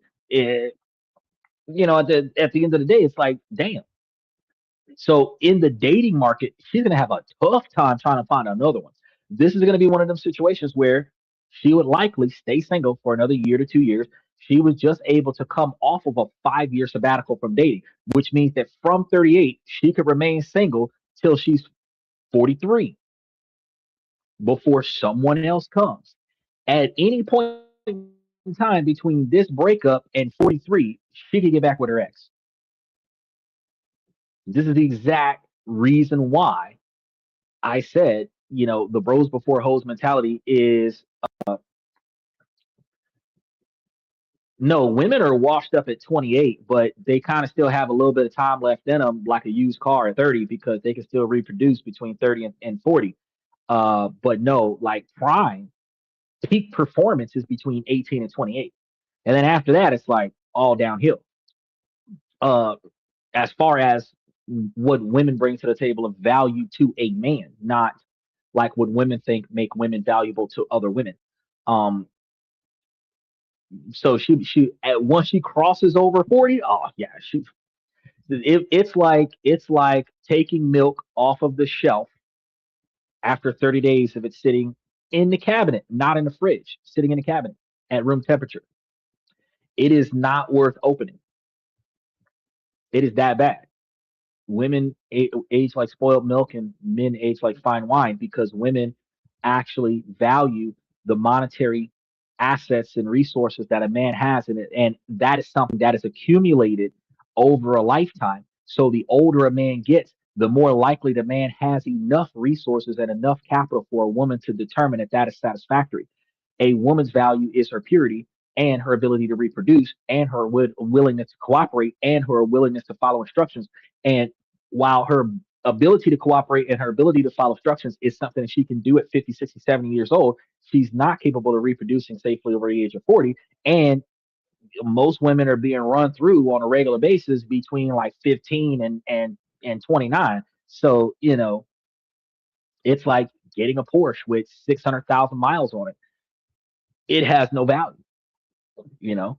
It doesn't matter if it's a 2026 Porsche or a 2002 Porsche. If it's got 600,000 miles on it, fuckers ain't got no value. It says men can reproduce until death. Exactly. Men can continue to create children with women that are able to make that happen for the entirety of a man's life. And I talked to you guys plenty of times about how the one man that lived to be 130 years old during slavery was able to create 209 children, where it was 200 children during slavery and 9 children after he was released as a slave. So he lived to be 130 years old, and he was reproducing children for 130 years. That man was dropping probably 9 or 10 kids a year, 20 kids a year, and no woman can produce that kind of children. He had 10, 20, 30 partners or more until like throughout his lifespan to produce all of them children, right? A woman can have one child a year and they can start giving birth at puberty. Some women can have puberty as young as 9 years old. And while that's not a legal age, in some countries the legal age is 13, in other countries the legal age is 16, and in America it's 18. The fact is, from the legal age of 18 to 40, right? You've got like what, 18 years, 18, 22 years, something like that. That's it. And a lot of women in America are only given like 1 to 3 kids out of that. But if they were having as many kids as possible, they likely would have one child every year and a half, which means that out of, you know, 20 years, they're likely going to have like, maybe 6 to 10 kids, but they're not dropping 10, 15, 20 kids at 40. You see some moms that's got like 15 kids, but she's got 15 kids and she's 41 now, where her youngest kid was born at 39. And she's been dropping babies since she was 15, right? So, the dynamic is different. So when you start talking about, this is the main reason why, fellas, I was telling you, like, no, bro code is that when your homeboy break up with his girl, especially if he hasn't moved on to another one, that you don't touch that girl, because whatever they got going on, he's trying to get his shit together. She might be trying to get her shit together, and they may get back together. And you don't want to fuck that up by going over there and smashing this girl just because you wanted to smash his girl too. You know, you let that be alone, because there's plenty of women there. The In most countries around the world, even though the what is it, like 8 billion people on the planet, is split somewhat close to 50% men and women. There is, at least in the United States and most countries around the world, there's like 51% women and 49% men, which is wild because when Trump got elected, it was well over 70% of the population voted for him, so women voted for him too. But the principle of the fact is that there's like 51% women and like 49% men, which means there's like 2% more women in the population than there are men, right? And out of like 360 something, out of well, women would be like what, 169,000 or something like that, where men would be like 148 or 151,000, something like that. I don't know the specifics these days because they recalibrated everything when they took all the Mexicans off the registry. But the dynamic is that there's ultimately, the older you get, the likelihood of there being 2 available women for every 1 man in society. It's a 1-to-1 ratio between birth and, I think, 25, but between 25 and 30, it starts becoming 2-to-1, and between 30 and 50, it starts becoming 3-to-1. Mainly because women outlive men, but the dynamic is that if he's 35 and she's 38, there's 2 other women that he could be affiliated with at the exact same time in that age bracket. So, Michael, you being 30, or Steven, you being 36, Michael being 71, Michael probably got like 8 to 10 females on his roster. He got 2 every day of the week kind of situation. Steven, you have the capabilities of accessing two women for every one man in the room that you're standing in. And you notice that when you're on a college campus, that there are way more girls on a college campus than there are guys. You notice that in some of the work areas that there are way more girls in certain jobs than there are guys, right? There might be a lot more guys in management, but there's more girls on the entry level, right? Some jobs that are girl only jobs are guy only jobs. And the only reason why they're guy only jobs is because it's the kind of physical stress that women don't want to do, not because women aren't allowed to work in those fields. And the female only jobs, or the jobs that are primarily women, like nurses and stuff to that effect, is socially, like hospitality stuff, is specifically because women more often do that job because it's easier, not because men aren't allowed to do it. You don't. The only job that I can say exists right now that is less favorable to a man than anything else is a babysitter. It's the only one, because when that is so crazy that women hate men so much, and they're taught by other women to hate men so much that even though men are better at keeping the children together than women are, women would prefer a child to be with another woman because they believe that the man will creep on the child. But they forget that what 40, 50-year-old woman married that 14-year-old boy. They forget stuff like that. They forget the school teacher where she slept with her student. They forget stuff like that. Because if a young man sleeps with an older woman, he's going after a cougar, high fives all around, applause all around. Nobody looks at that woman and says, "Oh, for shame. She shouldn't be doing that. She's robbing a cradle." When they look at that, they think, "Oh, the little boy's a player." Right? But we switch that up and you have a 48-year-old man and a 14-year-old girl. Oh my God, he should be castrated. She's a victim. Both scenarios, the child was taken advantage of by an adult. If you believe that one adult took advantage of the child, doesn't matter which gender it was. Both children would have been effectively victimized in that situation. But it's socially acceptable for women to do things that's not socially acceptable for men to do under the exact same flashlight, which is crazy. So, you know, this is one of the whole reasons why I told you, look, this dude's talking about how much he loves her, but he wants to get his head right. He doesn't want to stay in a relationship with her and ruin her emotionally while he's trying to get himself together. She is not preferring to break up with him, but she's not willing to wait on him to get his stuff together because she doesn't know how long that's going to take. But if she doesn't get into a new relationship with someone else before this guy circles back, they're going to get back together. And that exactly, and I'm glad that came up after the last one. That is exactly why I told you, bros before hoes, that you do not go with your homeboy's ex until you talk to your homeboy about it. Because if he hasn't gotten past her yet, doesn't matter what he's got going on right now, if he hasn't gotten past her yet, and he might be still like longing to be with her and whatever, but he's just not in the right space. If his plan is to get his shit together, get back over there and get with this chick, even if he does have, you know, after club hour smashes with these other women that mean nothing to him, if his heart is with his ex and he just hasn't gotten himself together yet to be worthy of his ex, when he gets his shit together, his game plan is just like a zombie apocalypse, is across the world to get back to his ex. So you, as his homeboy, cannot destroy that dream, even if it's a terrible idea for him to get back with his ex. I agree with every opportunity. It's like, look, an ex is an ex. You don't re-bowl the last frame. I completely live on that. But at the same time, if my homeboy is stuck on his ex, bro, I'm not going to get in the way of that. All right, let's go ahead and touch base with another one. My mom and dad have been divorced for quite a while. I'm 16 and my sister is 14. Our parents have joint custody of us, so we go to our mom's house on the weekends. I was out grocery shopping with my mother and I looked over her shoulder and saw her texting her boss. She sent a peach emoji. I was kinda worried, but my speculation was confirmed when I saw her tell him, "Can we text later?" With a kiss emoji. He has several children and his wife recently lost her mom. I feel so bad for that poor woman. I don't know what to do. I thought about telling my father and asking him for advice. What should I do?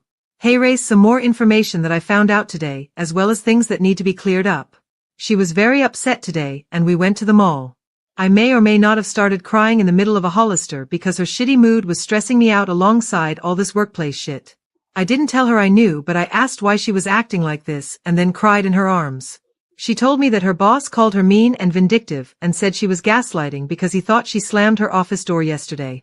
They got in a whole argument apparently. She told me that him and his wife are in a loveless marriage. They sleep in different rooms, etc. She thinks he's waiting until his wife tells him she's had enough. The important thing is that he mentioned he was having an affair. I didn't ask who it was with. My mom said that he won't fire her if he knows what's good for him. She even told him to fire her and he said no. For reference, my mom isn't in a good mental place and she does things that I don't think I can mention here. Her therapist told her to stop going to therapy. I advised my mom to find another one. I really appreciate the advice, but I wanted to clear some things up. It's not easy to tell my dad I don't want to go to my mom's anymore. I love her, and even if I wanted to stop going over, there would be a huge issue with the court. She loves me and my sister and she wouldn't want to lose us. I suggested telling my dad because I need some parental guidance, but I'm not sure if he would keep it to himself.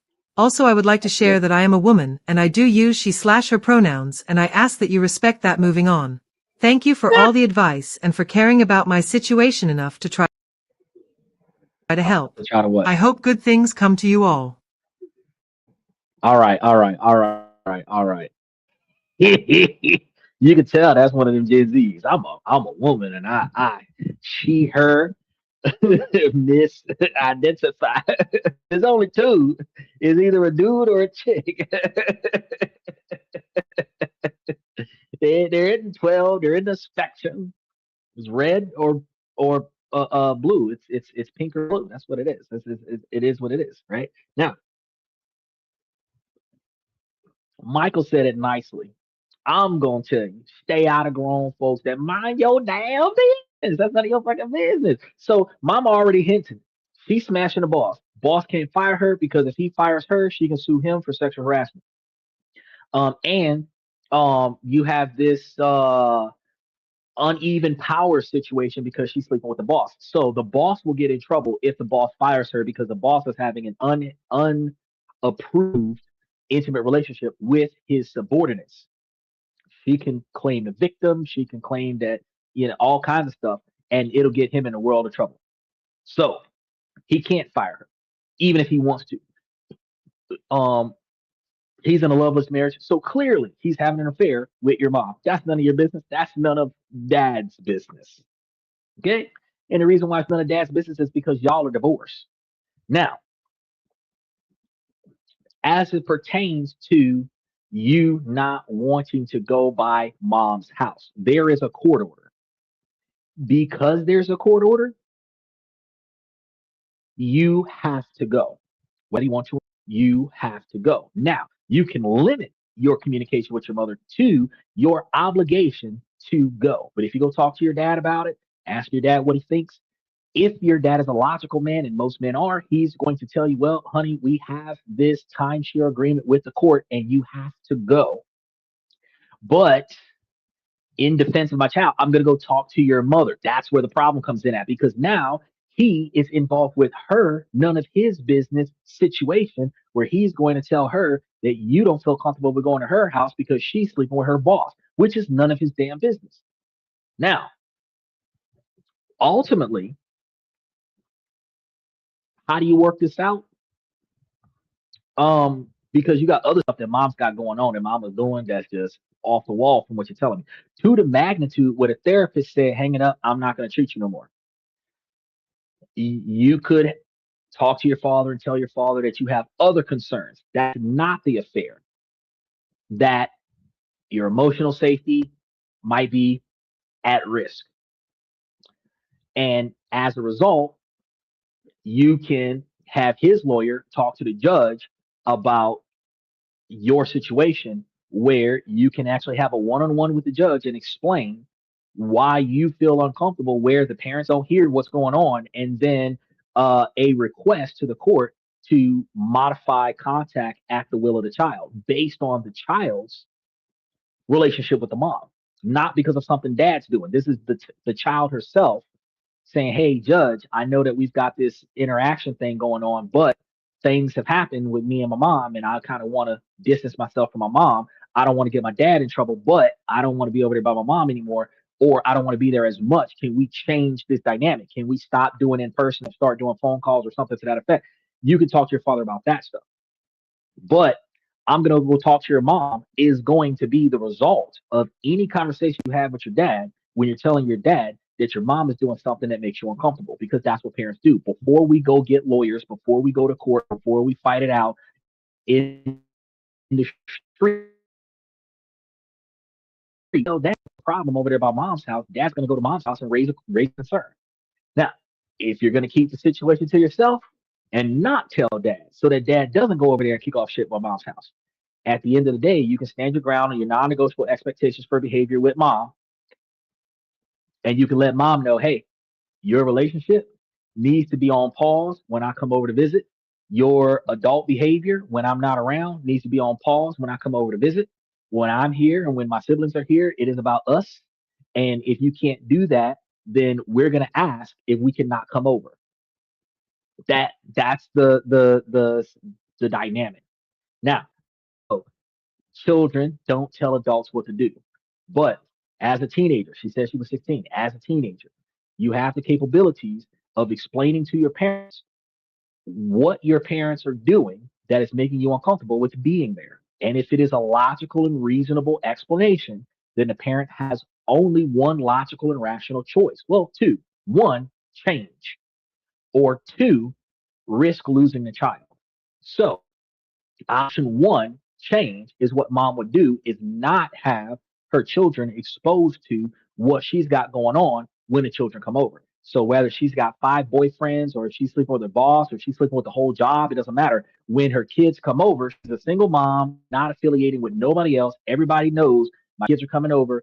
Don't call me until they're gone. Don't text me. Don't interact with me until they're gone. Point blank, period. And when something's going on between mom and somebody that's not the kids, don't worry about the kids. It's an adult matter, and don't talk about it with the kids. That way you keep a separation between your relationship with your children and your adult relationship that has nothing to do with the children. Now, at some point, because your kids are 16, at some point, if one of the relationships becomes serious to the magnitude where it might become permanent, before you bring that person over to the house, you're going to have a family meeting, including dad. Let everybody know, hey, I'm introducing this new person to the kids. What do the kids think? What does the dad think? Dad's going to have objections, but it's more about what the kids feel about the situation when the kids come over. Okay. It's mutual respect for the man, but it is unilaterally about what the kids think about this new guy coming in. Then, if the kids are okay with the idea, then you bring the guy over, introduce him to the kids. If the kids are not okay with it, and you're a part-time parent, this is going to be a dynamic where you keep your relationship away from your kids until your kids go to college. They're 16. It would honestly, and I've talked about dating tactics for the last 3 years, where I tell you, 2, 3 years of interacting with one another before you move in. I talk to you guys about, 3, 4, 5 years before you get married. Know the person before you commit, right? And if that's the timeline, if the kid is 16, by the time you start talking about marrying them, the child would have graduated from high school and started her first year of college before you start trying to marry this dude. And you likewise should not be having sleepovers and moving the dude into the house until the kids are grown. Now, I know some people are going to say, "Oh, that's not fair. Adults should have the ability to live their lives." Yeah, if you don't have kids, you should be able to do whatever the fuck you want to do. But as soon as you give birth to a child, your life is on hold for at least 18 years, unless your kids get emancipated before that, or you lose custody and your kids don't have contact with you. If that's the case, you're free sooner. But as long as you have a parental obligation to these children, your life is on hold till these children become adults. So when they're 18, that's 18 years of prison time that you're going to be serving, waiting on these kids to grow up, and then you start your life again. So if you start dating and your kids are 16, you've got 4 years to make this relationship a serious relationship. And you can let that person know, look, I'm not going past whatever phase we're in right now until my kids graduate and go to college. So if we're going to date to marry, we can date for 4 years and then start talking about marriage after 4 years. If you're planning on giving me a 5 year commitment right now, that's something that we can work with. If you're going to be a jump off, that's something that we can work with. But we're going to establish it now that we're not going to move faster than my kids have to be 18 before you move in, before I move in, or before we get aged. That's the ground rules. That's again setting boundaries, non-negotiable expectations for behavior. So by doing that, you get to know your partner better. They know where you stand. They respect your limitations, and then you guys take it slow. And as soon as the kid graduates from high school, 3 weeks later, you could be planning a wedding. But you have to respect the kids as well as your spouse, your child's parent, whether it's mom or dad. You got to respect the other person. And I understand you feel like, well, it's my life. They don't have nothing to do with my life. No, they do. They do, because when your kids don't feel right, they're going to do what? Go to the other parent. So now you're making the other parent uncomfortable because they're helpless in a situation because they can't control your behavior at your house because it's your house. But your behavior at your house is making your kids distraught. No mom is going to want dad to have a revolving door of women coming into the house and think that they're not going to go over there and try to say something. So likewise, it's not okay for mom to have the same dynamic with dudes coming through the house and not have dad come and say something. So mutual respect is you limit the exposure to your children from alpha. And this is going to be one of the reasons why we don't do single moms, is because of some of this chaos, right? Because some kids are cooperative. They want mom to be happy. And if the dude is respectful and, friendly, playful, and protecting, inclusive, then we want to have a close knit family dynamic. But there are some children, if mom is happy, because they want to keep mom and dad, the idea of mom and dad staying together. And if they can't keep the idea of mom and dad staying together, they believe that mom should stay single for the rest of her life. And they feel like it's a betrayal to the child if mom finds happiness that is not dad. Whether dad's moved on, whether dad's dead, doesn't matter. And in that situation, the new man has a huge hurdle to overcome because the children dictate the success of the relationship with the mother, not the mother. Yes, the mother does play a huge role, but the children dictate the success of the relationship with the mother. If the children are cooperative, the relationship is going to be easier. If the children are non cooperative, it is going to be the responsibility of the mother to press the success of the relationship. Because if the mother presses the success of her relationship with her children, you have no chance as a dude because you can't force the children to cooperate. They're not your kids. She has to force her kids to cooperate. And that's going to be one of the other reasons why dudes don't do single moms, especially teenagers. All right, let's go ahead and touch base with another one.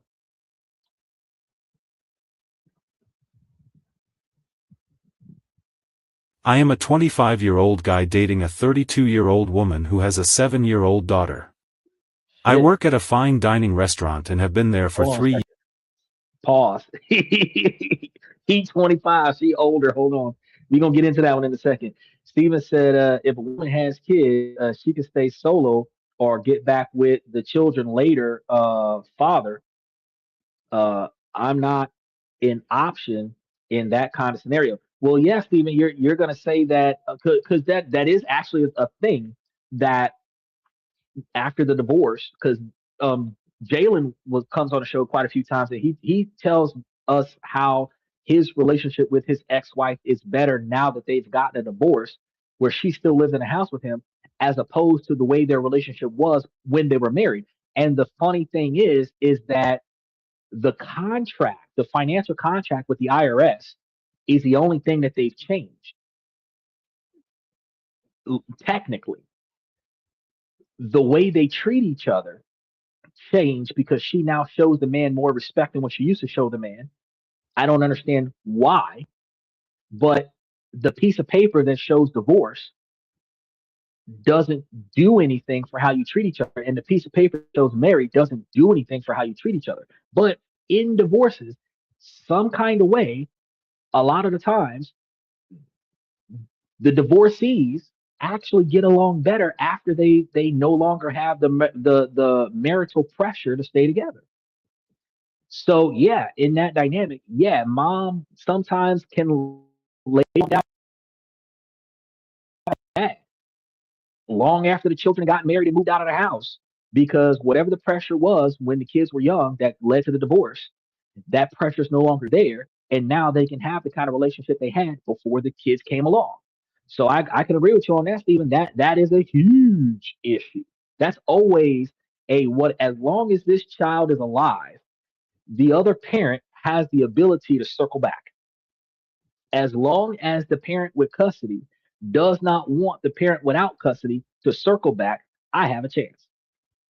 But I'm always going to be concerned because the other parent has the right and entitlement to come every day, every week, every month for the entirety of my relationship to either just focus on the kids and be supportive of my relationship or do everything they can to destroy my relationship. And that's going to be another issue because not only is it dependent on the kids, it's dependent on the kid's other parent. Because if the kid's other parent is going to be chaotic, a lot of the times the extra person is going to walk away from that shit and be like, nah, I don't need all this chaos. So I agree with you. I am not an option in that kind of scenario where she's got a kid, the kid's father is involved. And as soon as I find that out, like, nope, that's it. I was already on the fence when she's got a kid, but I'm super like against the fence when she's got a kid and the father's involved. No, I'm okay. I'm okay. That's too much. That's too much stuff. I'm not about to be friends with the other dude that was smashing my girl. I'm not okay with that. I'm not okay with being friends with her ex. I'm not okay with being friends with the. I'm not okay with being boyfriend number two. I'm not. You know what I mean? But let's go back to this. He's a younger dude dating an older girl, an older chick that's got a 7-year-old. So let's see what's going on here. Years, started working there after graduating with a bachelor's in business administration, have no clue what I want to do with my life, so I picked a safe degree to get. 2 years after working there, my current girlfriend got a job there and we slowly got to know each other over the course of a year, hanging out outside of work, usually with other co-workers, but it gradually changed to one-on-one hangouts and eventually texting each other frequently, getting flirty and whatnot.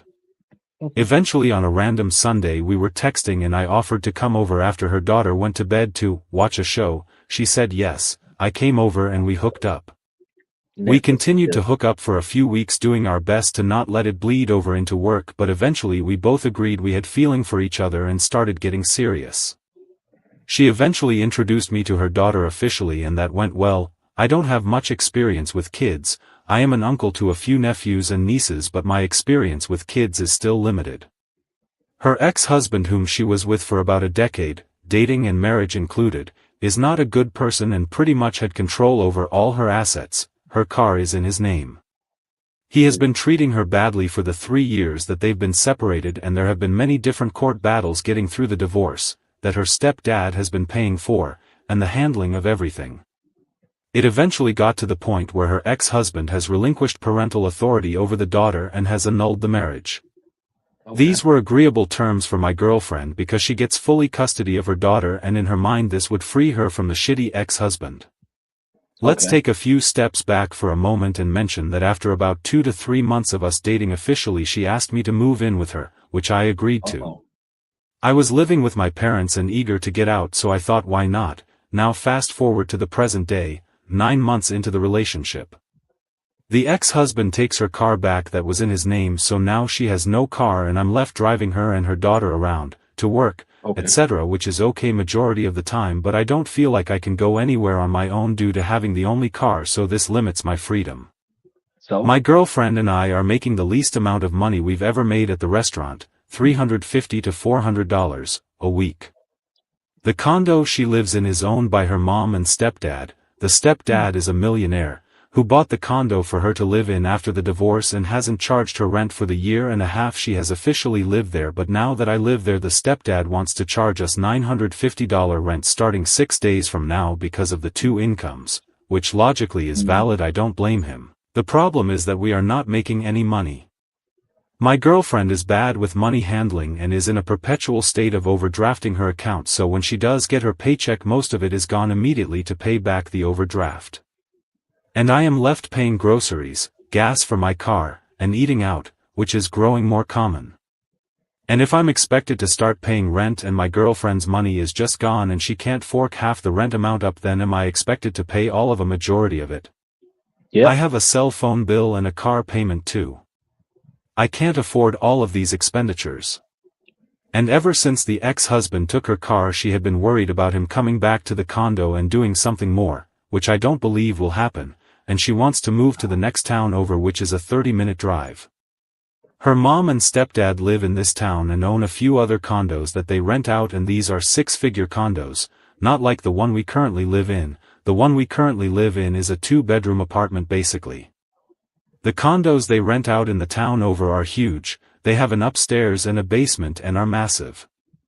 My girlfriend's mom wants us to move into one of these so we're next door to them, and this would put my girlfriend's fear of her ex-husband at ease, but also it would help on the babysitting front because her mom and stepdad would be right there.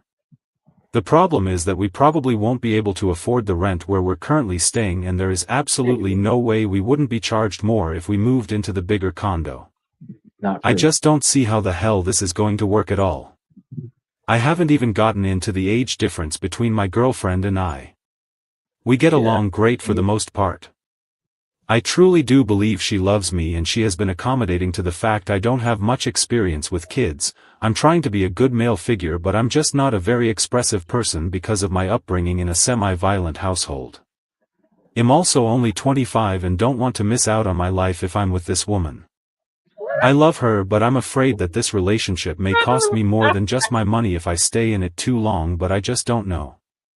Like I said, the relationship between her and I is good. We fight every now and then, but what relationship doesn't have the occasional fight? And we always come back to one another and apologize and make up. I wish she had her shit together a little more, admittedly, but she has had a rough go of it in her life. What do you all think I should do?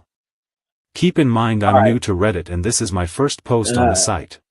Genuine thoughts only, please, no bullshit. Thank you. I'm gonna give you some bullshit. I'm gonna talk shit to you real quick. Steven says, drop her off at the ex-husband and run. All right, so let's reanalyze the situation, Steven. The ex-husband has signed away all of his rights, took his car. He's no longer financially responsible for the woman. He's gone. The current boyfriend has the wife, or well, has the woman and has the kid. The woman is 13 years older than him. She's been married for the last decade, so probably between 28 and 38, or maybe if she's dealing with a separation over the last 2 or 3 years, probably like 25 to 35. And for the last 3 years, she's been doing a divorce. She has not had that financial responsibility because the husband was doing it. Now, she's got a 7-year-old. This is decent because she's out of diapers. She's still cooperative. If you respect the little girl, she's going to respect you. So you can find a bonding moment here. The wife or girlfriend in this situation, when she was a single woman with no man, she had a free house. And even still, with the free house, she would spend more money than she makes. The father, stepdad, the father is claiming that now that she's got a man, that man he needs to show his ability to protect and provide by actually paying rent. So the two of y'all can't live in his house for fucking free. I agree. If at 25 years old you want to dive into a pre-constructed family, my guy, your shit should be together financially, because if it's not, you should not be moving into her house because she doesn't need an extra dependent. She needs a co-parent. She needs a co-financer. She needs a protector and a provider. And if you're not that, then you're not supposed to be in this. Now, when it comes down to the other observation where she says, or no, where he says, oh, well, I'm 25. I don't want to miss out on life. Bro, why did you move into this girl's house unless you couldn't afford your place? Why would you move into this girl's house if you wanted to? Because this is living life. Outside of you being able to smash more girls, this is living life. starting a family or maintaining one, since this is a pre-constructed family. She's 38. If she has one more kid with you between now and 40, she would have two kids, one baby and one 9 year old, right? And the four of y'all would be living life together.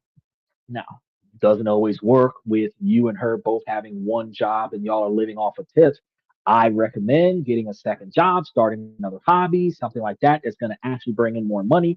Or one of y'all needs to find a job pays more money than the restaurant that the both of you work at, right? If y'all are working on the same job, especially if you're working on the same shift, you're sharing tips.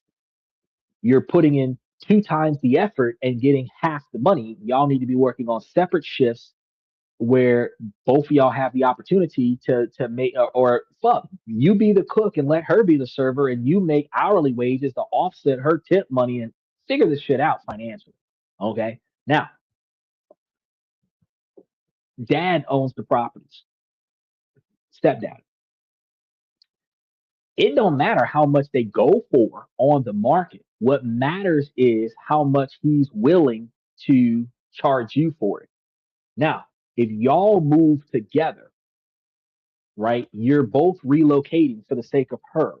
He's going to be more lenient on the rent because y'all both got to find jobs, which you're going to stay there for free for a number of months and y'all find a job. And when y'all both find a job, based on your income, stepdad's going to be reasonable about how much he's expecting for rent. If the two of y'all are coming together, y'all gonna have to be honest about y'all's money. If y'all are coming together and y'all are bringing in, you said like 300 something dollars a week, which is like $1,200 a month. If that is per person, that's $2,400 a month, and he could charge you $900, which is almost half.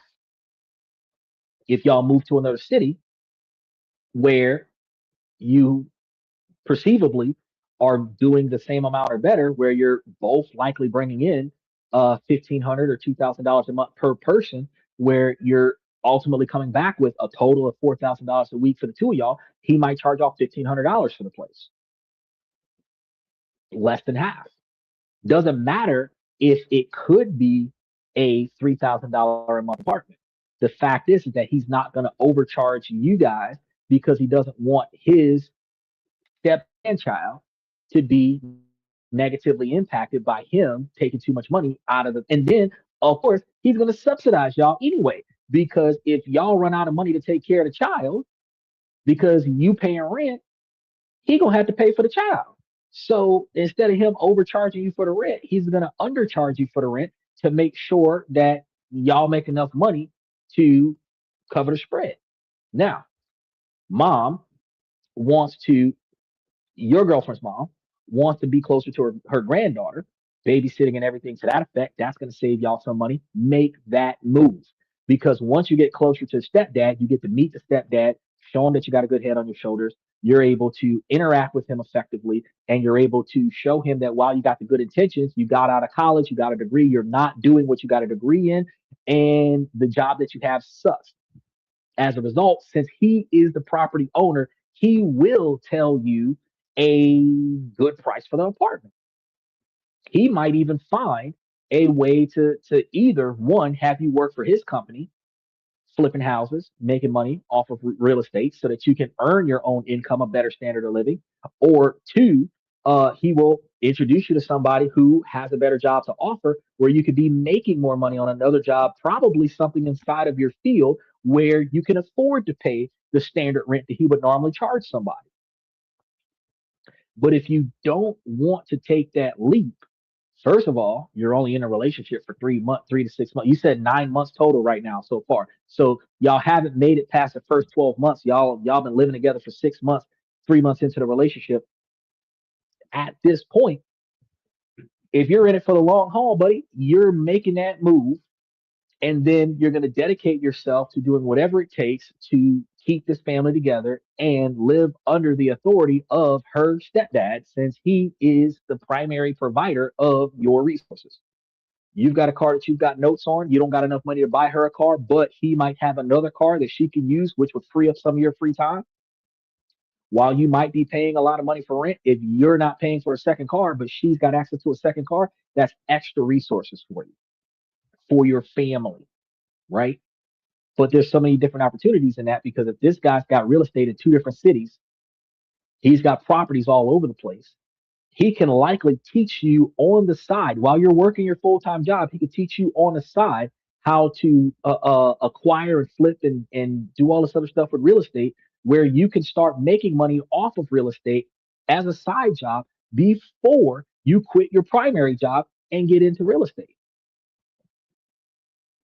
which would allow you to be able to afford the condo that he's got. It could put you in a position where you can make more money for him, where he would, out of appreciation, have you staying in the condo for free. Because if I scratch your back with money and you scratch my back with money, we're all good. I could put resources on you and you can put capital gains in my pocket. Or I could put capital gains in your pocket and you can put resources on me. Either way it goes, that's how the wealthy stays wealthy, is because I'm going to do what I got to do to hold you down in your time of need. And then you're going to do what you got to do to put money in my pocket in return.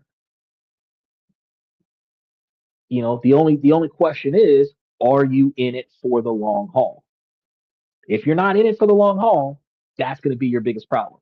If you were in it for the novelty of, she's 38 years old, she knows how to do it in the bedroom, it's better sex than what you have with the 20-year-olds that you're normally messing with, but the whole like leader of the household mentality, you wasn't ready for that at 25, you might not be ready for that for 10 more years, bro, you should not have moved at her house, right? So what do I think you should do? I think that you should figure out, do you want to leave this house or do you want to get out of it? Steven said drop her off at her ex-husband's house. Steve was quick to say cut and run.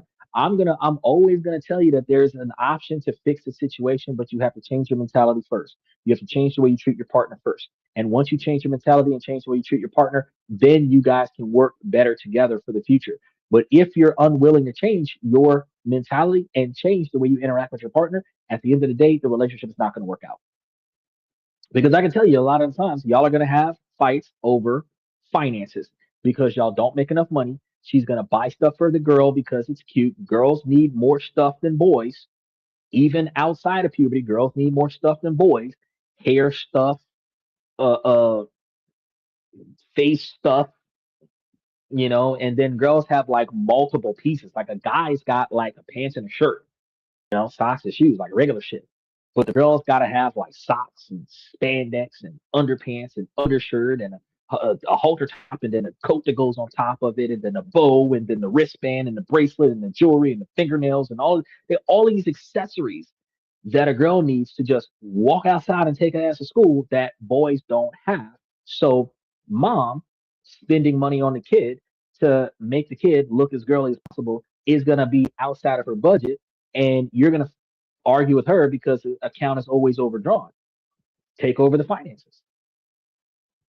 Pay for the shit that needs to be paid for. Hand her some spending money, and that's all she's going to spend money on or spend money with.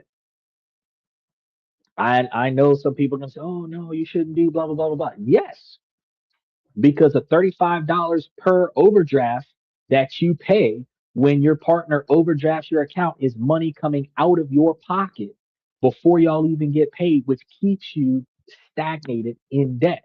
If you just stop her from overdrafting her account, y'all would have a significantly larger quantity of money to share the kid. So if her spending money is the issue, cancel her debit cards.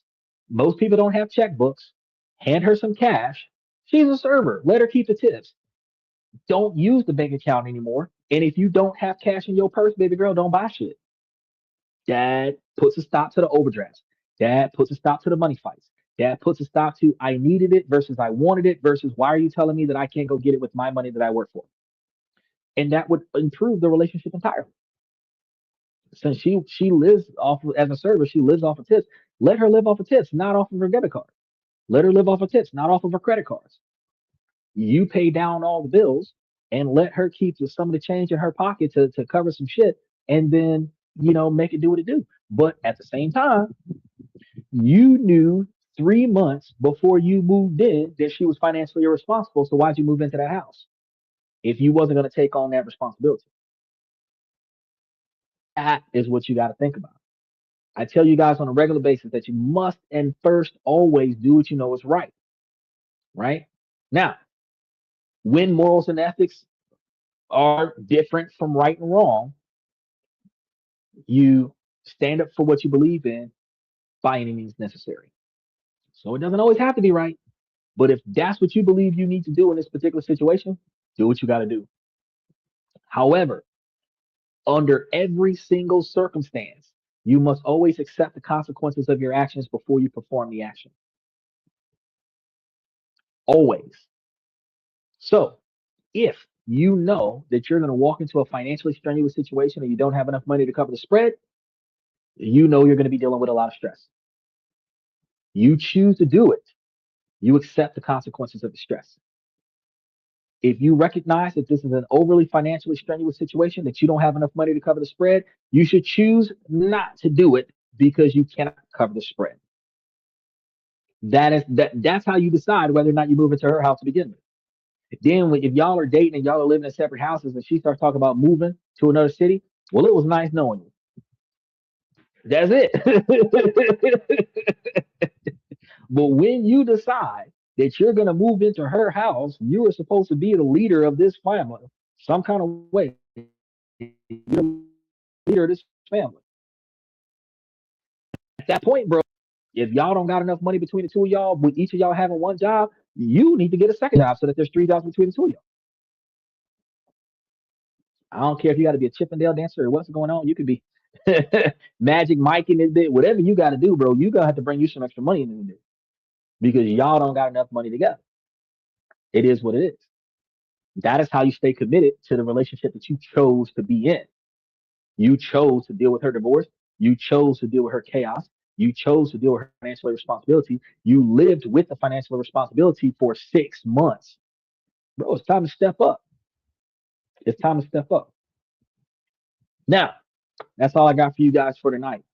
Remember, tomorrow we're going to be talking about the tariffs and the extra 2.5% increase that we're going to be dealing with on top of the oil prices going up. Remember that we're going to be discussing some other things on Tuesday. I can't even remember what we're supposed to be talking about, but I do know that at some point over the next couple of weeks, we're supposed to be talking about the other side of the bridge loans, because from one perspective, you getting a bridge loan as a borrower, but from the other side, we're going to be talking about issuing those bridge loans as the lender, because I mean, we can make money off of peer-to-peer lending if we have enough capital to lend it and we have the contracts correct. So I want you guys to pay attention to that as it comes up. One more time, Stephen, I did put that, you asked me about it. I put the information into the membership and I have set the show for August 14th. So don't miss out on it. I know you're here every night, but I let you know because the show's already scheduled, so you can hit the notification buttons. I believe that all of August has been posted, except for Mondays. I believe the rest of August has been posted. So you should be able to go and get, and August 14th is a Friday. So you should be able to go get all of the Tuesday through Sunday shows for the rest of August and hit the notification buttons on all of those. That way you will be up to date on most of those shows. And just Monday would be the day that I tell you about on Saturday to go and hit the notification button on so that you can be reminded to come to the show. Beyond that, I'm going to say, ladies, as long as the situation doesn't make sense, I'm going to keep asking you ladies to make it make sense. So ladies, please make it make sense. Fellas, I give you this information to make you guys higher value men. Um, Ladies, y'all got to understand, like I tell the men, it's not just about improving your financial skills. It's about improving your decision making skills. And this is the male driven podcast from the male's perspective. Y'all can become higher value women as well. You have to find the things that are inside of your control in your life that you don't like and proactively change those things. And then the things that are outside of your control, you have to navigate around that. Then, ladies, y'all got to build your 20 or 30 year plan, reverse engineer that to what you're going to do today to accomplish those 20 or 30-year plans. And then you want to keep your eyes and ears open as you steadfast on your goals to find the right suitor that has the right personality, characteristics, drive, ambition, dedication, motivation, admiration, integrity to complete his own 20 and 30-year goals. And then you want to see what his goals are and see if his goals mesh well with your goals. Because if y'all's goals do not cooperate with one another, you guys are going to have a lot of friction in your lives. One person's long-term satisfaction compared with another person's short-term gratification could lead to a lot of fights in the family, right? You both got to have a long-term solution to where you guys want to see your lives, where your solution and the other person's solution can blend together. They don't have to be the exact same outcome, but if they can play off of one another, that is fantastic. Right? But if one of y'all's decision, like I want to live in Italy, and the other one's decision is I want to live in the United States, those two end results are not the same. At some point, one of y'all is either going to give up on your dream or y'all are going to split up. You have to figure out where you're headed and if y'all are heading in the same direction. Now, I tell you guys on a regular basis that if y'all do got it under control, two people can make it to $1 million faster than one if you're responsible about shit. So, special shout out to Michael, Steven, Unc Andy, OG Kicks, Aztec, FX Trader, who has been missing for a little bit. I really appreciate you guys for coming to the show. Then I'm going to tell you guys, thank you guys for coming to this and that. I am your host, seeing you guys tomorrow night.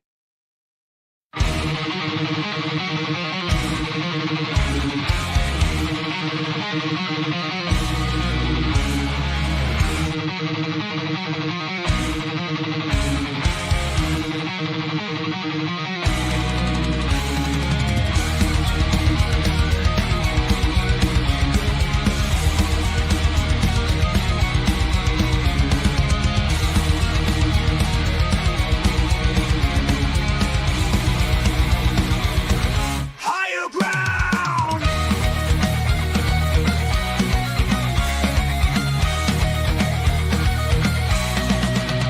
Used to chase validation, now I validate myself. Building inner strength, putting doubt upon the shelf. No more unnecessary drama, no more wasted time. Climbing higher, constantly making my own climb. Standing on higher ground where excellence is found. My potential knows no bounds, raising the bar, breaking ground.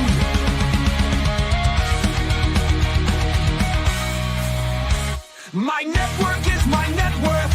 Choose your company wise. Surround yourself with eagles, not with sheep in disguise. Every interaction is a reflection of my brand. Quality over quantity, that's my personal command. I'm not landing on higher ground where excellence is found. My potential knows no bounds, raising the bar, breaking ground.